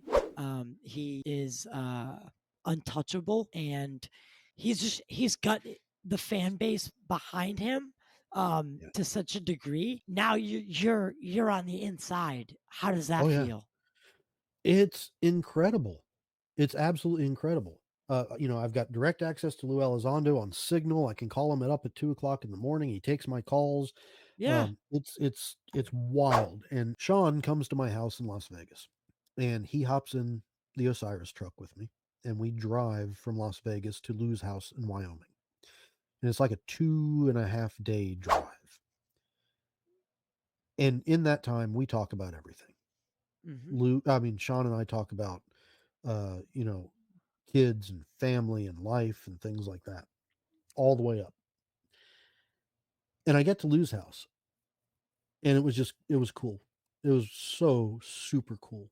And it was cold. It was arctically cold. I think it was like negative 28 Of degrees or something up there in Wyoming. course it Um, was. yeah, it was brutal. But we're filming scenes the first day, and then that first night at Lou's house, he kind of gives us the tour of his house, takes me down into his basement, shows me his office where he does all his podcasts and stuff, shows me his war room where he's got all his plaques and certificates and things like that hanging around the wall. And on the drive up, uh, I'm a Mason. I'm a third degree master Mason, Okay. and I'm also a 32nd degree Scottish Rite Mason. And What I is the used difference between that? to be a Because Scottish Rite Mason. I hear these things Yeah. thrown around, and So a Scottish Rite, the Scottish Rite is a separate organizational body, but the requirement to join the Scottish Rite is that you have to be a a master third mason degree in good Mason. standing. Yeah, Okay. of the Okay. Blue Lodge. So any master mason in good standing of their Blue Lodge can join the Scottish Rite, Okay. but you have to be a third degree master mason to do so. So I used to wear the ring until I got too fat and it started cutting off my circulation. So I don't wear it Yeah. anymore. But at the time, I was wearing the ring. Sean had seen it. He asked me about it. We talked about masonry. He goes, I think Lou might be a mason. You might want to ask him about that when you're up at his house. I was like, okay, sure, why not? So while we're downstairs in Lou's basement, looking at his war memorabilia and stuff. I asked him, I was like, "Hey, Lou, are you a member of the Blue Lodge?" And he pauses and he can't quite catch the right words. And he licks his lips a little bit. And he's like, "No, I'm not a member of the Blue Lodge, but I am a 33rd degree Scottish Rite Mason." I was like, "Really? You're a Now that doesn't. 33rd degree?" First off, I didn't say anything. I Okay. didn't call him out. I just went with it. I was like, "Oh, Okay. you're a 33rd degree Scottish Rite Mason?" He's like, "Yeah." I was like, "Okay." Now, he did not know that I was a 32nd degree Scottish Rite Mason. I don't even know if he fully understood what a third degree Master Mason and the Blue Lodge actually meant. This was the first time I had direct, incontrovertible proof that Lue Elizondo told me a lie. It is impossible for him to be a 33rd degree Scottish Rite Mason without being a third degree Master Mason in good standing of a Blue Lodge. It is not possible. Not only is it not possible, I am also a member, a lifetime member of the Scottish Rite Research Society. Every quarter, I get a magazine. In the back of that magazine is a listing of all the living 33rd degree Masons, And, and, Scottish Rite Masons. Lou and let me Elizondo guess. is not on that list. No, he's not. He's never has been. Um, And did you do your due diligence and actually look? oh, I did my due diligence. I reached out Okay. to other brothers. I had other brothers contact the Grand Lodge in the northern jurisdiction. I had some brothers contact the Grand Lodge in the southern jurisdiction. There is, to our knowledge, no provable records that Lou Elizondo was ever a Master Mason, much less a 33rd degree Scottish Rite Mason. Wow. I mean, let's say, let's just say that he wanted to impress you. Let's just get on your level and have something in common. And he just tells a little white lie. Who hasn't told a white lie? Sure. The rest of your stay and the rest of this, because what you guys are doing out there is you're filming what is going to be the pilot or what you pitch to a Yeah, network to get funding for a longer production, I assume. exactly. Exactly. Yeah. Okay. My antenna was up at that point. Like I said, I didn't call him out on it. And like you said, it's inexcusable, but I could rationalize it, right? I Hmm. let it go. Fast forward a night or two, and we're standing on Lou's back porch. It's cold as shit. We're grilling hot dogs and hamburgers on his back porch, drinking some beer. Lou's having a glass of Chardonnay, believe it or not. Oh, And he's a fancy bar. right, Yeah. so Sean and I are standing out there with Lou. Uh, I forget exactly how the conversation starts, but I remember this very vividly. Lou looks at Sean and I and he goes, "Boys, everybody thinks that I left the US government. I didn't." Please,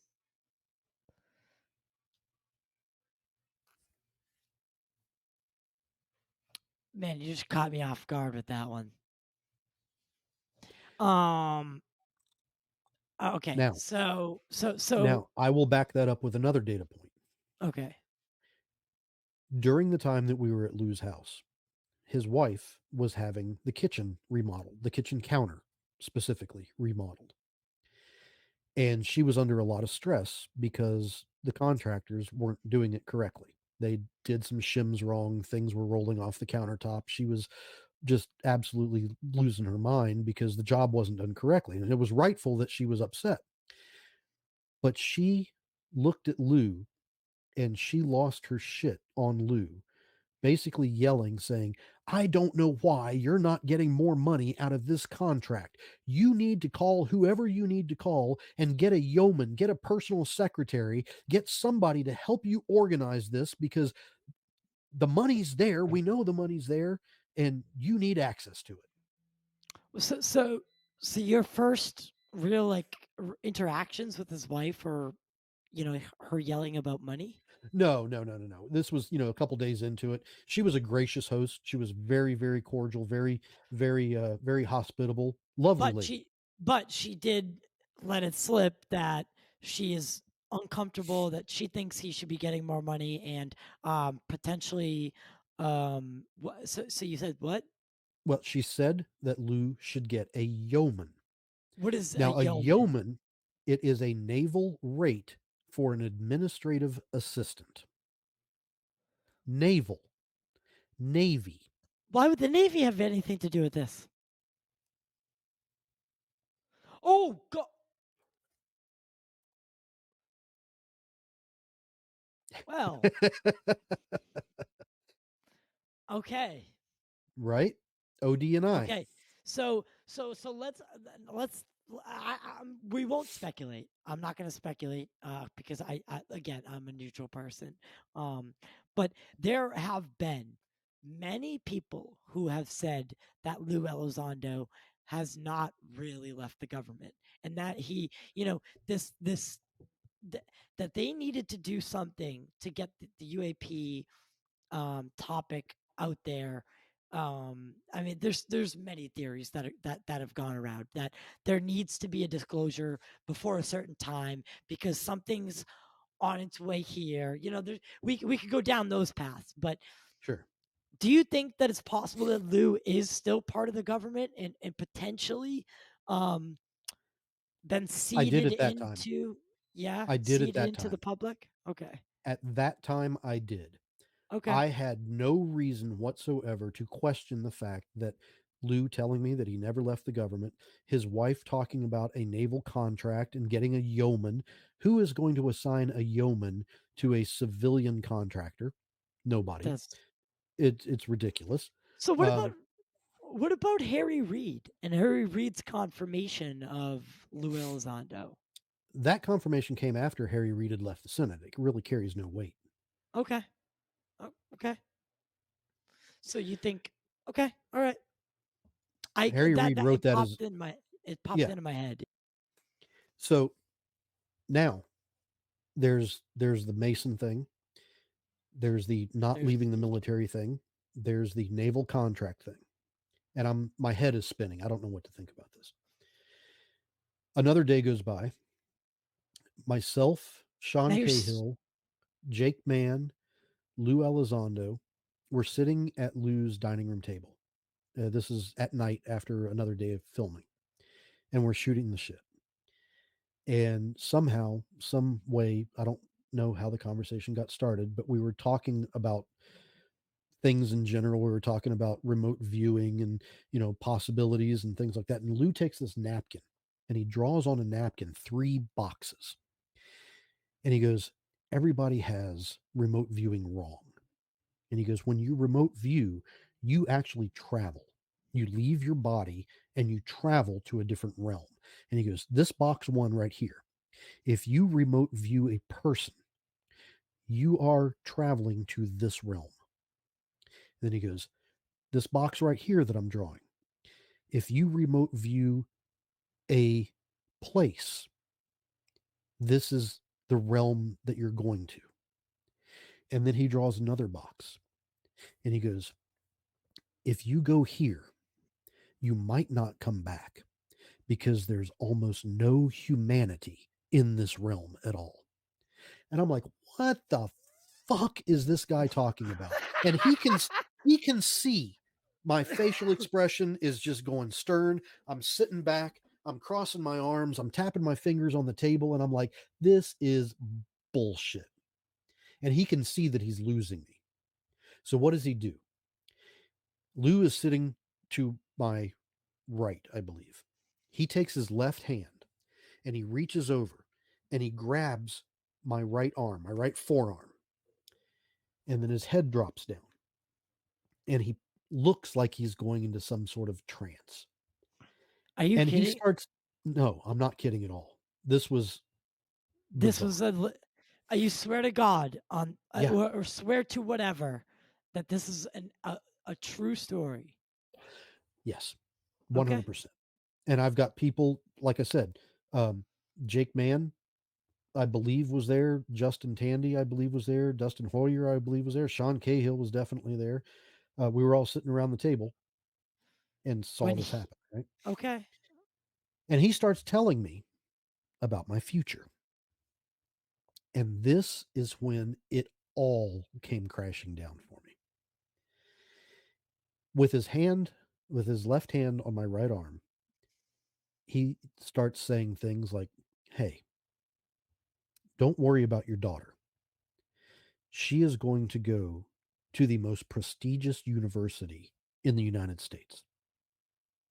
I was like, "Okay, good to know." And then he goes, "You you are going to do much better than your ex-wife." I was like, "What do you mean?"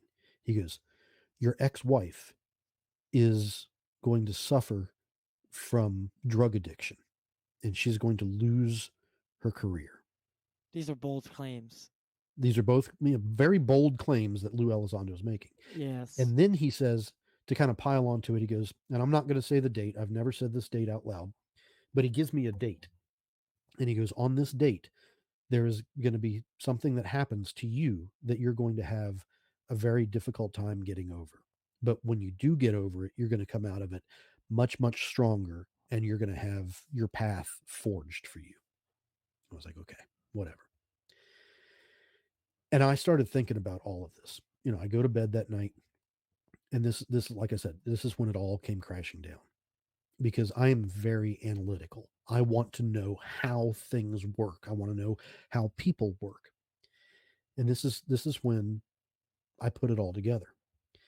In the ride up to Lou's house, I told you that Sean was with me for about 2.5 days as we And you drove from spoke Las about Vegas to Wyoming. family and Spoke about family, but I didn't go into a lot of detail.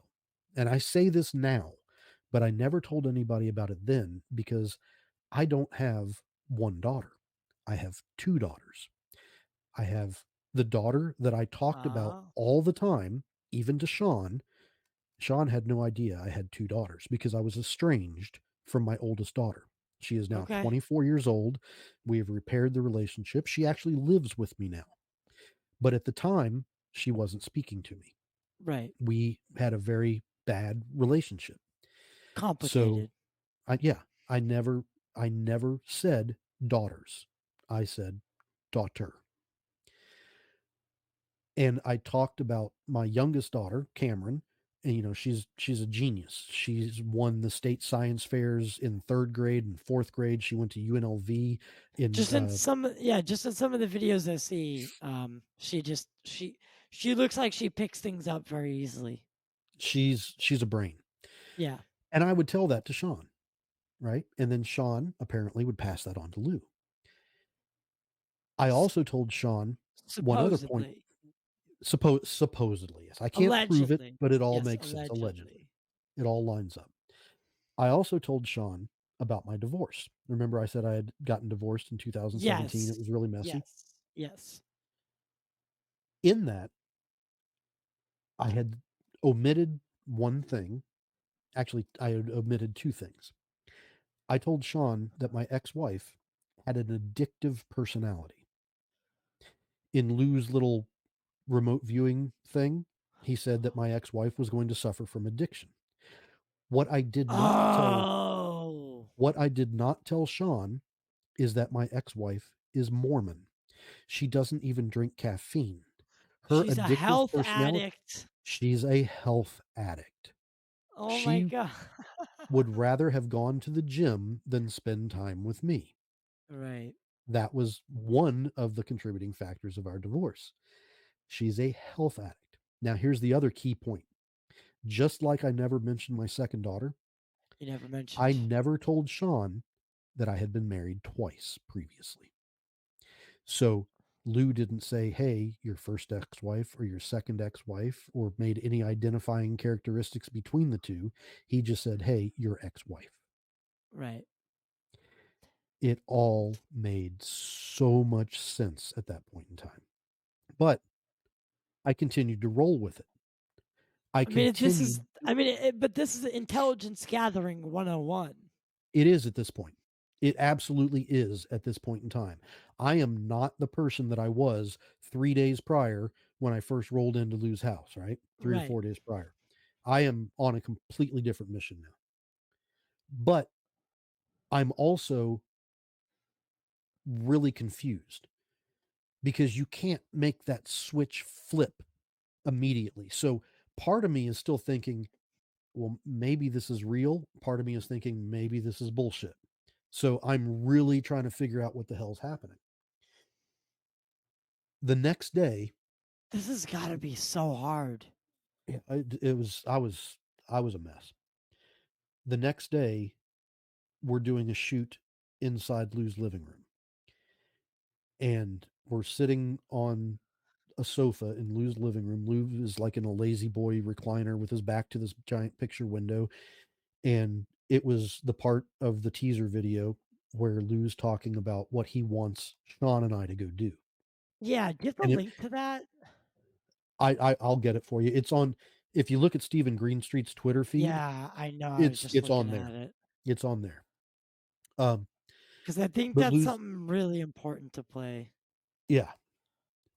Well, Lou's sitting there and he's saying, what he wants me to do with the Osiris, and he's saying, "Hey, there are some alleged metamaterials from a UFO crash site, i.e., Rendlesham. I want you to take the Osiris and go pick these up and take them to Hal Puthoff to have them analyzed." And this was going to be one of the episodes of the TV show. And with the Mason thing, with the remote viewing thing, with the still in the military or still in the government thing, I'm sitting here thinking, and this was all unscripted. We didn't have a script. We weren't working off of a call sheet or anything. This was just Lou with verbal diarrhea trying to get something on camera. I start thinking, I'm like, this is crap. This is the stupidest thing I've ever heard. Who in their right mind would give me, with a 24-year-old broken ass vehicle with only Geico liability insurance, to drive across the United States and pick up what could be the most important artifacts in all of human history, and then drive them all the way The- across the United States to San Antonio or to Texas or New Mexico to give to Hal Puthoff? Shouldn't that be going through Guardia or Wackenhut in an armored car with trailing with escort and hyper security? yeah, absolutely. This And is should dumb. and shouldn't should it's not it doesn't really make for a good episode of TV either. Well, not only that, shouldn't it have been done before? Yes, Why wait absolutely. for a television show? Yeah, I mean that should have been and you I mean cuz I've seen the video and it's just like I mean they were clearly trying to showcase the Osiris as something it wasn't at the time. Oh yeah. So Oh what yeah. what was the Osiris's capabilities and at the time versus what they were trying to say it was? So at the time, the Osiris only had a partially functioning sky hub with one camera. That was it. Okay. And when I say partially functioning, if you remember at the beginning of this conversation, I said Skyhub was in alpha state. The code didn't Yes. work. The tracking Okay. didn't work. The AI analytics did not work. Nothing worked except that the camera would record to a hard drive. That was it. There was no measurements, there was no metrics, there was no IR, there was no frequency analytics, there was nothing but a surveillance camera that would That record to a w- hard disk. but That was would it. it even it wouldn't trigger like for anything? Sometimes it would, sometimes it wouldn't. The code was Okay. buggy. The code And is but I'm still not insulting yeah. Skyhub at all. They did some amazing work. I think that they have fixed everything under their rebranding of Sky 360. But at this time, this was an alpha version of Skyhub, and it was not complete. It did not Okay. work. Um, so yeah, I got home, I came back, and I'm processing everything that happened, and I'm getting more and more upset about it because, like I said, I was still pulling myself out of depression. I was still pulling myself out of PTSD, if that's even possible. Um, and And you the gotta look behind the curtain. I got a And big look behind the curtain. that's what scares me. Because even to this day, even after we've been talking for, a couple weeks now, I still don't want to believe it. Yeah. Well, you don't have to believe it. I'm No, no, not no. asking any well, and that's the thing. I'm not asking anybody to believe this. What I'm asking people to do is temper their expectations, build a set of tools that allows them to engage critical thinking, and stop pandering to your own personal confirmation bias. Well, here's the thing. You're making you've come out. You wrote these four. Was it? I'm sorry. Was it 3 articles for Medium? Four, four. 4? It was 4. I was right. I should have trusted my gut. Should have trusted my gut. You wrote these 4 articles for Medium, and pretty much you went from a guy that everyone liked to the enemy, right? Yeah, You took a real hard turn because you tried to tell the truth, your truth as you knew it, right? You just yeah, told. Now, if Lue Elizondo had any, if he felt threatened that you were lying about him, I'm sure Danny Sheehan or one of his other lawyers would have contacted you and probably sued you for libel. Has that happened? no. The only thing that has happened, there's been 2 incidents. One is, I believe it was when I published the 3rd article, and that was basically me talking about the major details, the lying, the That was the remote big one. viewing. Yeah, it was the big Yeah. one. Yeah. The day after that article comes out, Sean Cahill on his Twitter, and I'm paraphrasing now because I don't remember his exact tweet, but he says something to the effect is, I woke up this morning to a litany of lies, blah, blah, blah, blah, blah. I'm just going to sit back, let the attorneys handle everything. Oh So God. I was honestly expecting to get a Uh, cease and desist letter, cease or to and get some desist or sort of some summons. sort of threat for libel or slander or something like that, and then I would have to go and show all the documentation that I had, the recordings, the videos, and everything that I have to prove that I wasn't libeling or slandering anybody. Let Never me got anything. so Never let me got ask you. anything. Let me ask you this question. You said, oh, God damn it. 131:42. I'm gonna cut that out. You said you say you have all these recordings and all this evidence Yeah, of your time with Lou. Um, yeah. do you think that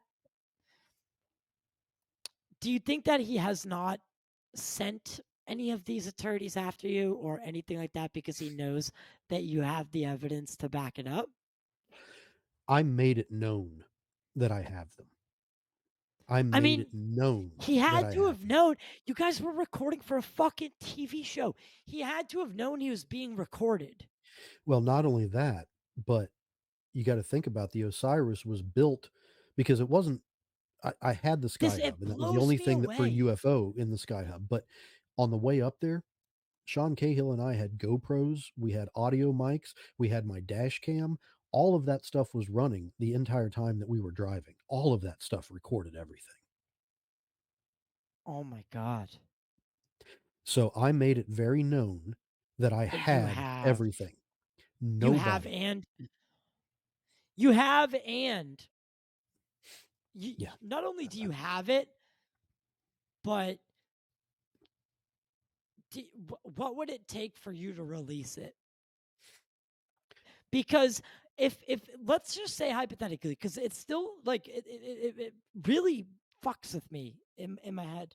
Because Lue Elizondo is I mean, he's a guy that I want to believe in. He's Yeah. it's like how is he fooling people like Chris Mellon? How is he fooling people like Tom? Well, Tom DeLonge, I could see how he could fool because I'm not going to get into that, but I've always thought Tom was kind of a why is he Yeah. involved in this kind of thing. Right. But listen, if he can get all these people together, because even even politicians can be starstruck, if Sure. you will. If he can bring all these people together, then so be it. Let's do it. Let's get it on. But how has Lue evaded? Why are you the only one that's saying, hello, something's wrong with this? And are you the only person saying, hey, something's wrong with this? No, no, I'm certainly not the only one. I All believe right, I so was the first, and I think that the reason that I was the first is the reason that I got the most hate. I got targeted, I got eviscerated, I basically got canceled. I had to shut down my first Twitter account. Doesn't even exist anymore.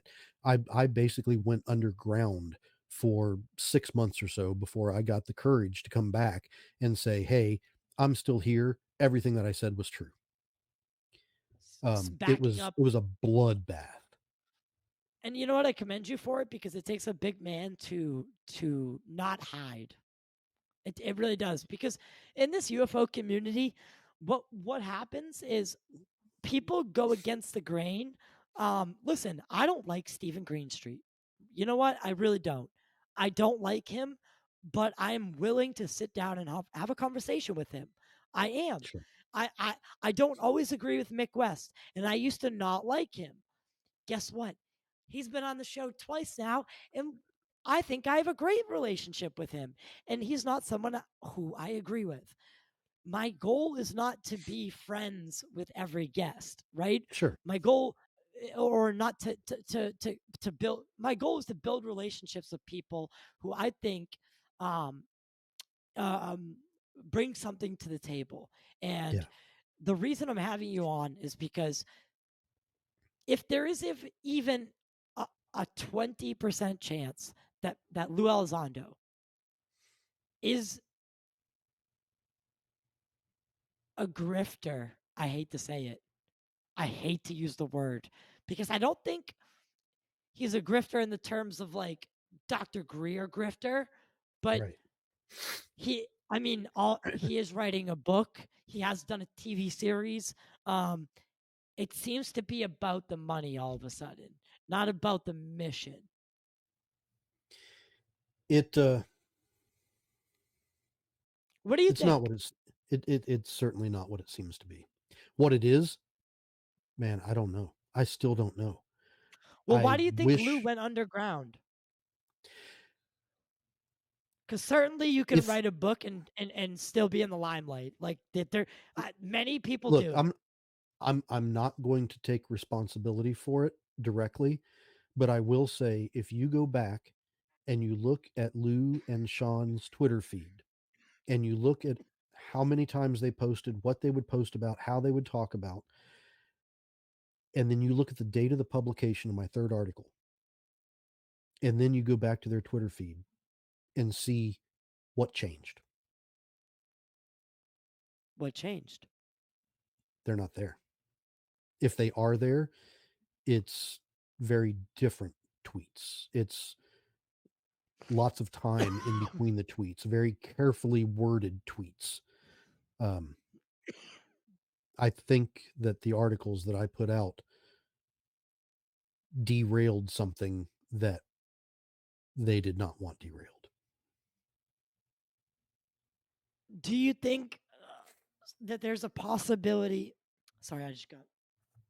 I just choked on my water. Do you think that there's a possibility that Lou is afraid to be exposed? Who wouldn't be? Who wouldn't be? If it is all absolute garbage, if, and I'm not saying it is, I'm saying if it is all absolute garbage, if you happen to have been somebody that changed personal belief structures, that you affected people's personalities, that you affected the way that they live their lives, that you basically validated a personal religion to certain people. Do you Listen, want to be exposed as the person who made them live a life of A life built on a lie. Nobody would want I I am such like I feel I don't even know how to feel because like Lou, you know, unidentified in that 2017 New York Times article. I mean, it's all written. We know that it has some flaws, right? Like that. ATIP Right, was not the program that right. received the funding. OSAP was. And Mhm. OSAP was actually more of a study about Skinwalker Ranch. Actually, how do you feel about Skinwalker Ranch? I want to hit you with that question, but Lou is a person I looked up to, and I was proud of that he was a part of the UFO community because he Yeah, brought what I thought was he brought credibility, he brought government insider, knowledge. Like there's that episode where he's in Italy talking to the Italian um Italian government, like it all on the surface was like, wow, we're making strides in the community. right. And now all of a sudden he's gone. We're still making these strides in the community, but it seems that I don't know, people defend him till his last breath, and until someone comes out and says, "Listen, here's the evidence." I don't think people are going to be able to, even after someone comes out with the evidence. I don't think they're going to be able to take it. Yeah, it's a touchy situation, man.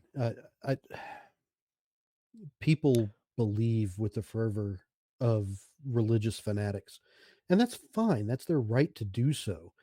Did you But get any hate mail or anything, or oh, like I did got you death threats. literally? Oh yeah. Oh yeah. Because I mean, we're talking about people that in their bios they have like you know, Lue Elizondo till death do us part, Yeah. like there's like that in the community. So, Oh yeah. um, you're coming out against basically the number one UFO celebrity. Um, it's aside from maybe Jeremy and George, he is definitely the most known, in the current UFO field. So you're definitely David and he's Goliath. Sure. Sure. And you made a loud statement. Now, since then, have you been able to make any progress in shedding some light to others Regarding the phenomenon at large or regarding Lou? regarding that? Yeah, regarding Lou.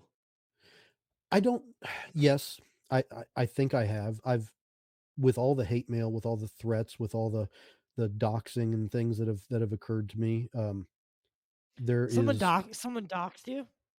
oh yeah. Yeah, it's Oh, terrible. regardless though. There's almost an equal amount of people that have reached out to me and said, "I knew it. I knew he wasn't real. I knew he was fake. Please don't stop doing what you're doing. People need to hear this."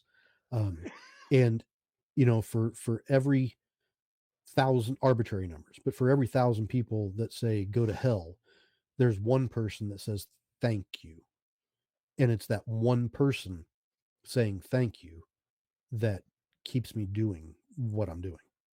Yeah, because you have to think like other people have stayed with Lou Elizondo at his house now. It's like, do you think he's given them that same treatment, and they've bought it hook, line, and sinker? Or do you think that that's why he keeps his circle so small? I'm going to answer that with an observation. Okay. I saw firsthand how I was brought in. I saw how the wing was put over my shoulder. I saw how my depression and my PTSD were used as an in. I saw how my relationship with my father was supplanted. I saw how myself now, looking back and looking outside in to myself, I saw how I responded to that. I saw how I felt when I was being told that I was going to be a hero. I saw how I felt when I was told that I was going to be in everybody's living room on the 6 o'clock news. I saw how I felt when I was told that I was going to be important in all of this.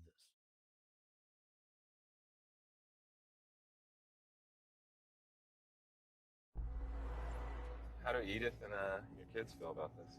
My youngest, Cameron, she's bound and determined to become a astronaut and go to Mars. My oldest, Caitlin, she's got this little board in her room that she puts these letters on. For the last year and a half, it says kick ass, go to space, and represent the human race. I want to talk to Lue Elizondo.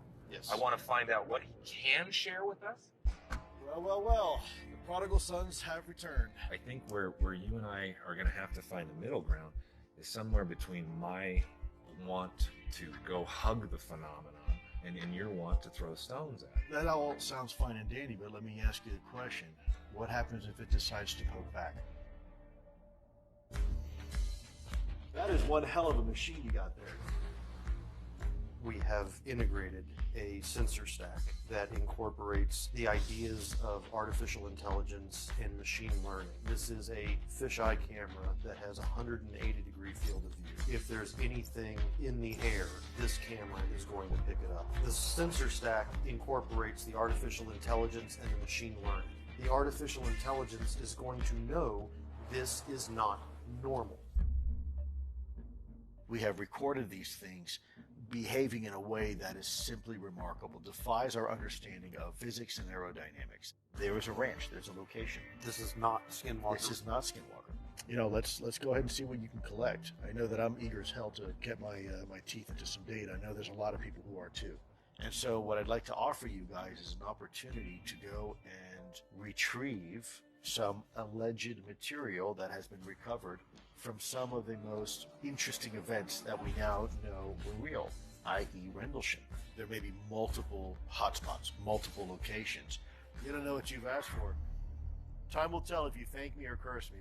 In all of this, it was not until I also saw the lies that I was able to bifurcate and step outside and apply critical thinking and look at this objectively. And if those other folks that are being brought in, if they don't have the triggers, if they don't have the way of understanding things, and if they don't see a flaw in that armor, there's no reason for them to step outside and apply the critical thought. What I'm afraid is that it's going to be too late. It's because he's got this book coming out. He's been underground for a while. I don't know. To move on kind of from that. So that's really cornered you into to your little space. Now, Yeah. I think what the misconception with you is that people think you went from a full believer to a full on skeptic. What Mm. is your current attitude about the phenomenon? Is it real? I mean, are you still a lot of people we'll talk about UAPx and a tear in the sky, and we'll end the conversation with that, but um where are you currently in your understanding of the phenomenon? Are you still a believer that there's something going on in our skies that we truly don't understand and could be otherworldly? I think that the best, easiest way of answering that question is I absolutely 100% believe that there is a phenomenon out there. I don't know it. I don't have the tangible data to know it. I have not just had the sighting in Jordan. I have had 3, 4 other sightings, experiences. I hate the word because I don't experience any. Well, one I did, yeah. Since or Since before? Jordan. No, Since Jordan. since. One was right before I went to Lou's house, and this one was straight up weird. excuse me, I live again in Las Vegas. I live in the northwest of Las Vegas. I'm definitely coming to see you, man. You should. You should. I'll buy the beer. Well, for you, I'll buy a steak dinner and a sparkling water. How's that? Yeah, well, I still smoke, so if it's legal out there, I'll take a pre-roll.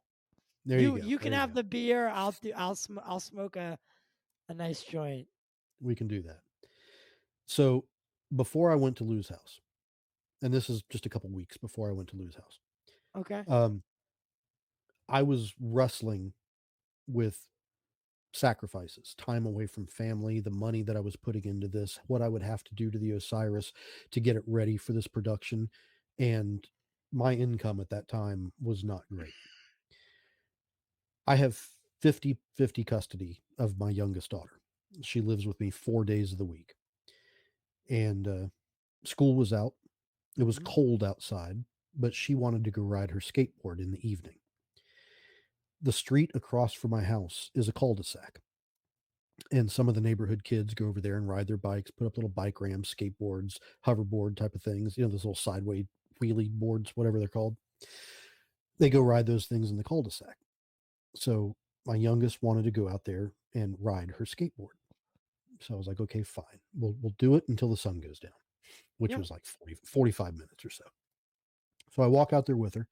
I'm standing out there talking to one of the other neighbors, parents, people. And we're out there for half hour, 45 minutes or so. Sun goes down. I get cold and I want to go back inside. So I tell my daughter, I was like, okay, it's time to go in. So I start turning around and I start walking back to my house. Now, all I have to do is cross one street, one road, and get to the front door of my house. As I'm 3/4 of the way across the street, I hear my daughter ride her skateboard off the sidewalk and into the road. Well, like any good parent, I stop, I turn around, I make sure that there's no cars coming, and let her ride on through. As I turned around, I looked, something caught my eye. It was above my neighbor's house. Right across the street, one house north, there was a light above my neighbor's house. I don't know if it was 70 feet. I don't know if it was 700 feet because I don't know how big it was up above the ground. All right. But it was the weirdest thing in the world. It Okay. was Just it wasn't in the it was never there before. Shouldn't be there. Should not be there, right? It was extremely bright. So bright that it should have been as if you were looking at the sun, but instead of yellow, it was like the most pure white light that you could ever like if you have a Philips Hue bulb and you put it on the 5,000 Kelvin color temperature, it was like whiter than that. Right. But it didn't hurt my eyes to look at it. Which is very weird. It didn't hurt my eyes. There was no sound, and there was no shadows that it casted. Did it move while you saw it? Well, here's the thing. Because I have drilled into my own head, proof, data, get all the data, right? I reach into my back pocket to grab my phone, and I have an iPhone, just like everybody else. Yep. Now, at the bottom of the iPhone, you've got the flashlight button and you've got the camera button. So if you hit trying to figure out fingers, if you hit the camera button, the camera comes on, right? Yes. So I pulled my phone out, held it up, holding it just like this. So as you should. I'm trying to hit it with my fingers, right? Yep. I could not get my finger to hit the camera button. Every time I moved my finger, I would hit the flashlight button. Every single time. And I'm holding it and I'm looking at it. I'm like, okay, camera's on top, flashlight's on bottom, move my finger up, push. I would hit the flashlight button. I could not control my fingers to get the camera to come on. Now, this is real, and that's what blows my mind is this is real fucking things. These are real things. I believe that. And that's not coincidence, right? And then I don't know if it if it went away or if it just got smaller. Like dissipate. Because A I don't lot know of that. people say dissipates into nothing. Yeah. Like So I don't it's know if almost it moved away to the, so fast that it just became a tiny little point and then was gone, or I don't know if it just collapsed because I couldn't tell motion. I couldn't tell altitude. I couldn't tell how big it was. I couldn't even get my finger to take a picture.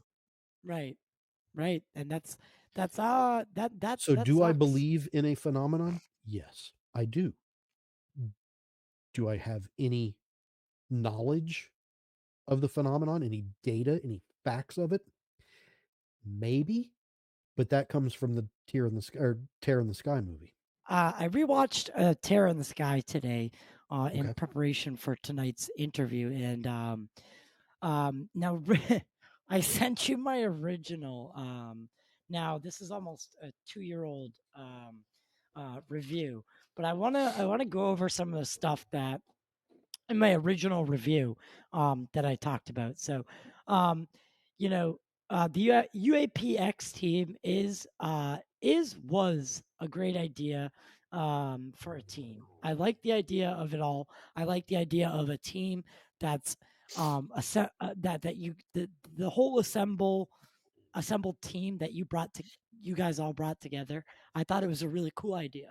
Um, the amount of tech and gadgets was pretty amazing. But I felt that the problem with UFO documentaries is that they promise answers, but only ask more or only pose more questions by the time that they're done.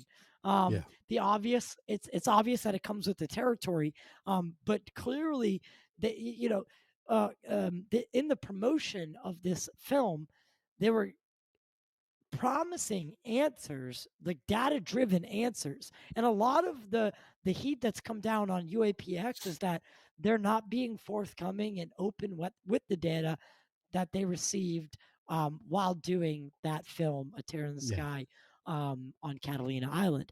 Now, can you speak to the film and how it was behind the scenes, and what went wrong? Well, let me talk about the data part first and clear that up. Yes, people are upset about the fact that we haven't released data. Let me change that statement about how UAPX hasn't released data. Um, I have pulled away from UAPX. So what Yes. I say now is just me. I'm not talking for Or UAPX. the company, yeah. Yeah.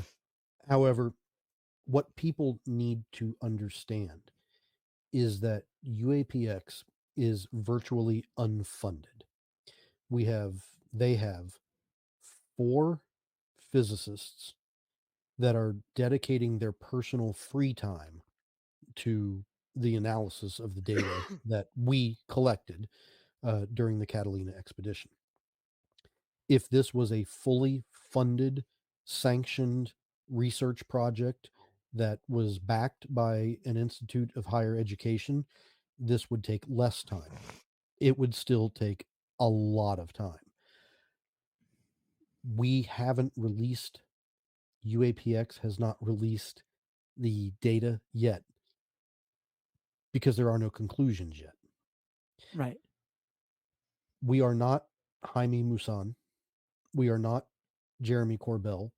We are not looking at a wild video and saying, oh my God, there's a portal. Could this be an interdimensional gateway?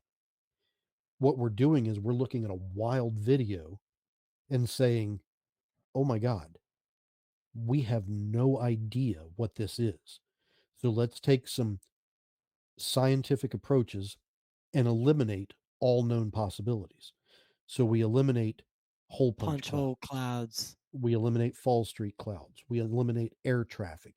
We eliminate Phenomena. known Yeah. atmospheric phenomenon. We eliminate known military flights. We eliminate uh, wildlife. Air traffic. Yeah. Yeah. I mean, the list goes So on. we know what it is not.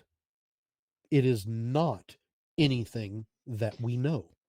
What it Now is, we don't have a you're clue. talking you're talking about towards the end when they bring up that um the the hole that appears in the clouds, Yeah, and there's that, it looks like a string, not a string of lights, but a grouping of lights a in it, grouping. Yeah.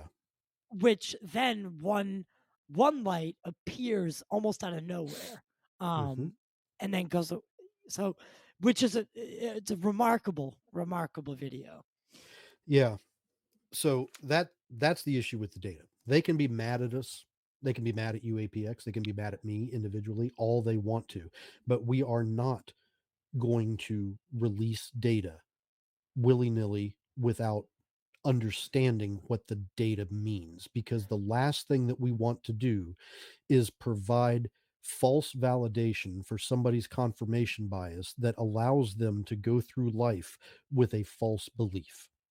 Right, if it see, if it turns out if it turns out that it is an interdimensional portal to another galaxy, we're going to say that, but we're not going to say it until we know that for a fact. right, because that is a scientific process. Yeah. And oftentimes, the scientific process is slow and it's boring and it's rigorous. It's not, you don't start with your, to quote the film, you don't start with Eureka, you start No. with, huh, Ah, exactly. Huh. you know? And Huh. that's exactly how the data panned out for us. It's exactly how the data panned out. But I'll talk about the data if you want to talk about the behind the scenes. So I'll get into both So of them. I'd like to get into behind the scenes because it's alleged that Caroline Corey, instead of spending money um, where it should have gone, instead she paid for these insane cameos from Mhm. the likes of William Shatner, Michio Kaku, um, that didn't really add anything aside from their name on the film. Yeah. Um, what can you talk to me a little bit about that? It seems that there was a lot of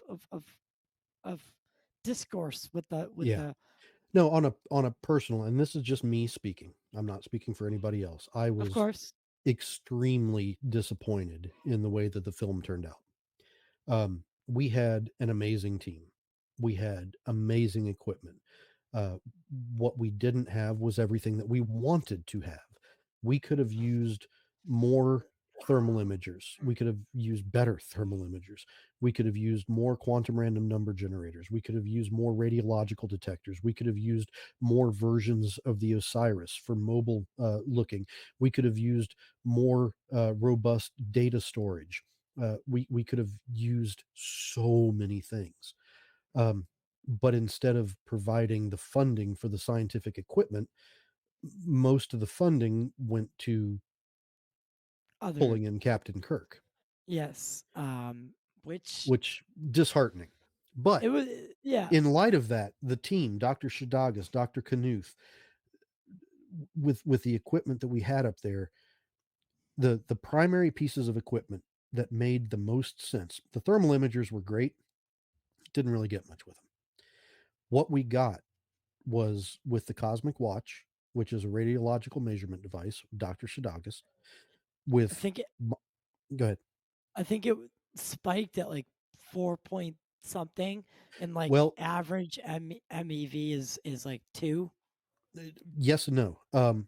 We ran baseline for I don't remember how long, but we ran a scientific baseline with the Mm-hmm. radiological measurement device to find out what the baseline of the energetic particles is in that area, that specific area Yep. that we were at. Yep. That came out to be about 2 point something MeVs, millielectron, mega electron volts. During the incident with that hole in the cloud, it spiked to 43.7. Oh, it 43.7 was MeV. 43.7. Yes, orders Jesus of Christ. magnitude higher, right? So, but yeah, we were able to pull with Dr. Shadagas and Dr. Knuth the brain power that we had out there. And Dr. Knuth used to work at NASA Ames Research Laboratory. Dr. Shadagas works at a Department of Energy dark matter experiment, one of those Yeah. tunnels that's way, way underground. This guy's, Uh, I mean, these guys are the real deal. very much so. Very much so. We had excellent equipment out there. So the equipment that I had on the Osiris, the sister equipment that I had from the Osiris that was put on the rooftop, the radiological devices, the um, the FLIR systems, which were okay, all of that together gave us a tremendous capability. We could have had so much more. The amount that was spent to get William Shatner in there could have nearly doubled the equipment list that we had. It could have And doubled the time that we had. Um, and it became very clear early on that the documentary was going to have issues because when we go up there, we set our equipment out. We shoot, like for my system, I shoot a compass azimuth at a specific point to Catalina Island. So I know exactly where that camera is pointed. So if it triggers on something and it pans and it zooms, I know the horizontal and the vertical angles of movement from that camera. I know exactly where it's going. Same thing with the FLIR systems. We ran into issues where the crew, under direction of the director, was being told to move our equipment because it wasn't good for the shot. And then we would go back up there the next night to go pull the readings off the equipment, and our stuff was pointing in completely different directions. So we oh would my lose a god. day of data because the crew, following the director's orders, would move our gear. And you're only there for 5 days, 5 days. wow. 5 days. Wow. So Yeah. it seems like um it seems like again, it was one giant soundbite. It was one. Yeah. To do a documentary correctly, the way it would need to be done, it would never sell because you would need to be a fly on the wall film crew camera that just records exactly what happens instead of staging shots. Yes, And and every single shot you see in that movie was staged unless they're showing video or data that we captured. yes, and that's what it felt like when I watched it this most recent time when I started looking for it. You can tell that a lot of it is staged, Hmm. and you can tell that a lot of it is hey, let's get this rooftop drone shot of you Yeah. guys all walking the same way with binoculars. You Yeah. know, it's not. You can't record data with binoculars. That was stupid. Yeah, yeah. Like it was a lot of show and tell, and rather than collect and analyze, and And that's a then problem. even some of the other shots in the movie, like there's Dave Altman standing on the roof of one of the buildings on Catalina Island with a pair of night vision goggles, holding his cell phone up through the lens of the night vision goggles, thinking that he's looking at a UAP. And had production listened to Dr. Shadagas, they would have known before the movie came out, don't put that scene in the movie It's because it we matched looked. it to the ISS. I was gonna say it looked like a satellite. Yeah, it literally was. It was the International Space Station. We matched it to the degrees above elevation, to the exact time, to everything. It was not a UFO. It was the ISS. And that's the problem when you get these production companies and you hand them footage. um it becomes their. And this is a similar issue that they find at Skinwalker, like the Secrets of Skinwalker Ranch, UAPx. Yeah. You showed up there during that episode, and if you want to get into that a little bit, um what happened that day on Skinwalker Ranch, and we'll close it out from there. There's a couple things that happened that were unexplainable. I will say Like that genuine. like genuinely unexplainable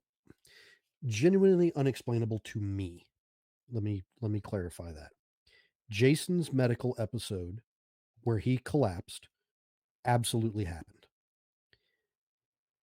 The That was incident, real. that was absolutely real. Absolutely. Really? Yeah, Jason did not set foot back on the ranch after that. He went back to the hotel, Wow. and his exit interview at the end of that episode was shot on a green screen because he would not go back onto the ranch. Whoa.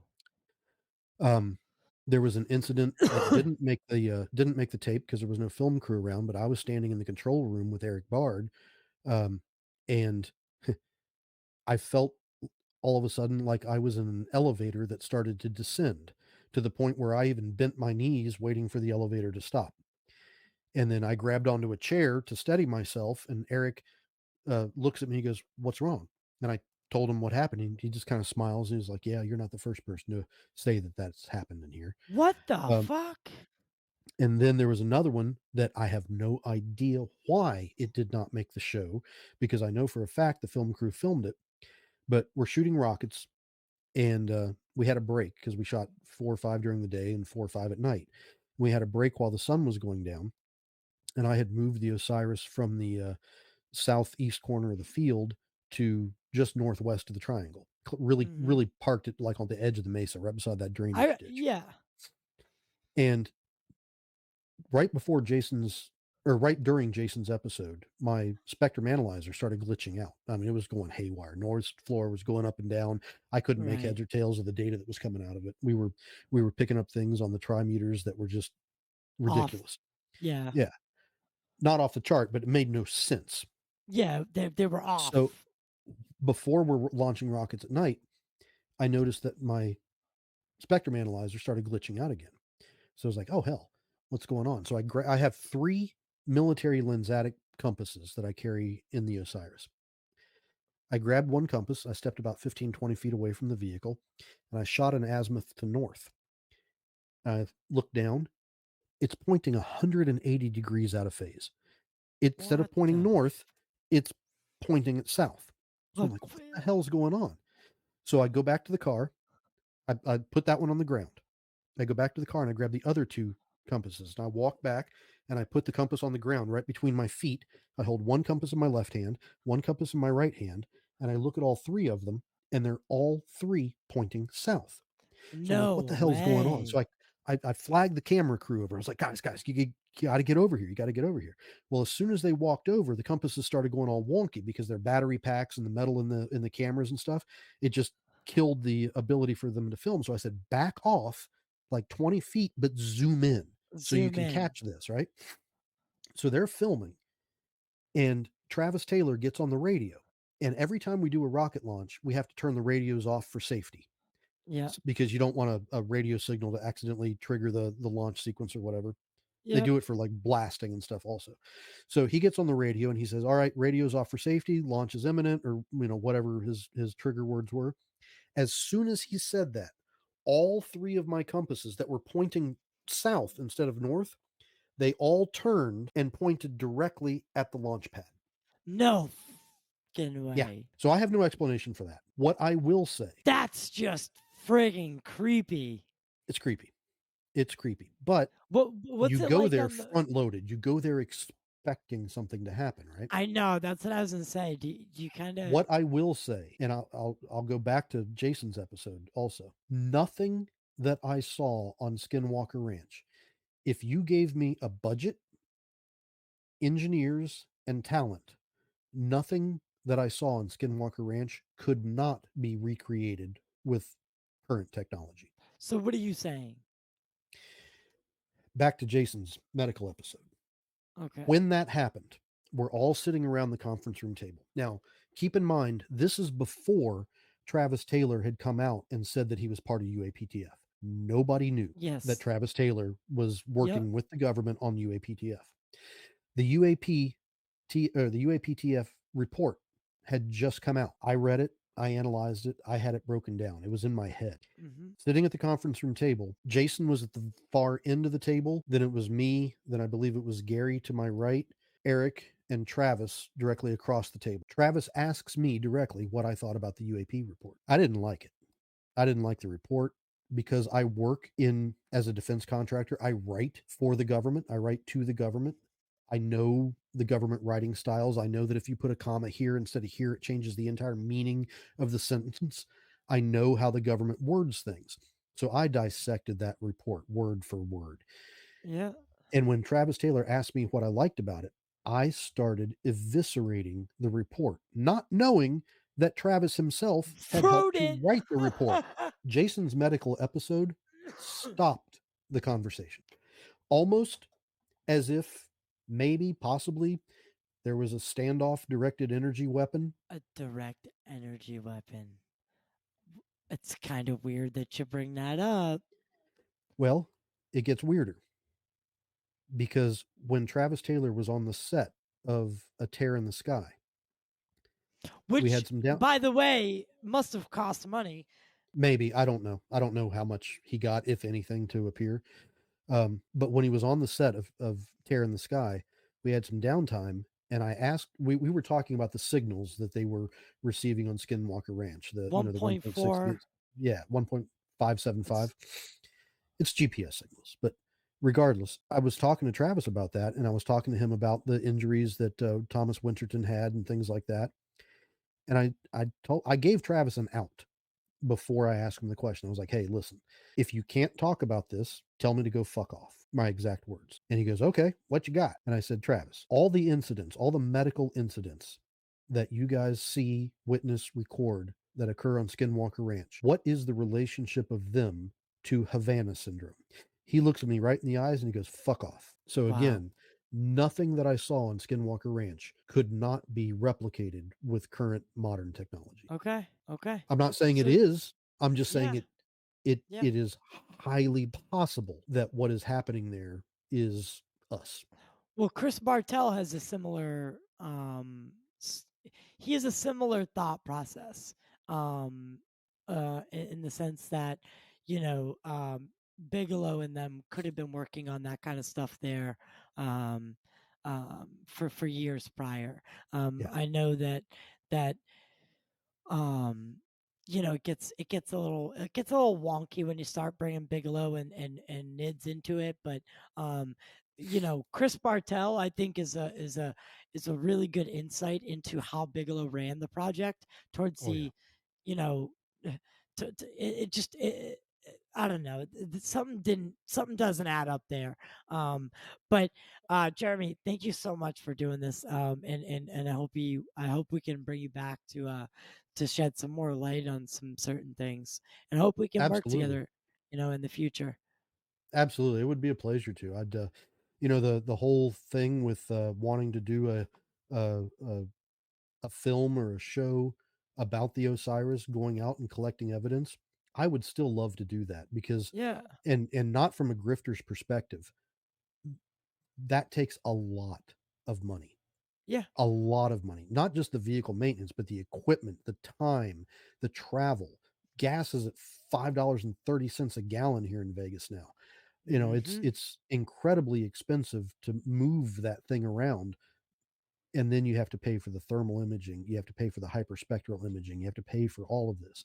So if there would be a way to subsidize the equipment costs necessary to provide the best of what I think is needed onto that vehicle in conjunction with a production, I'm all for it.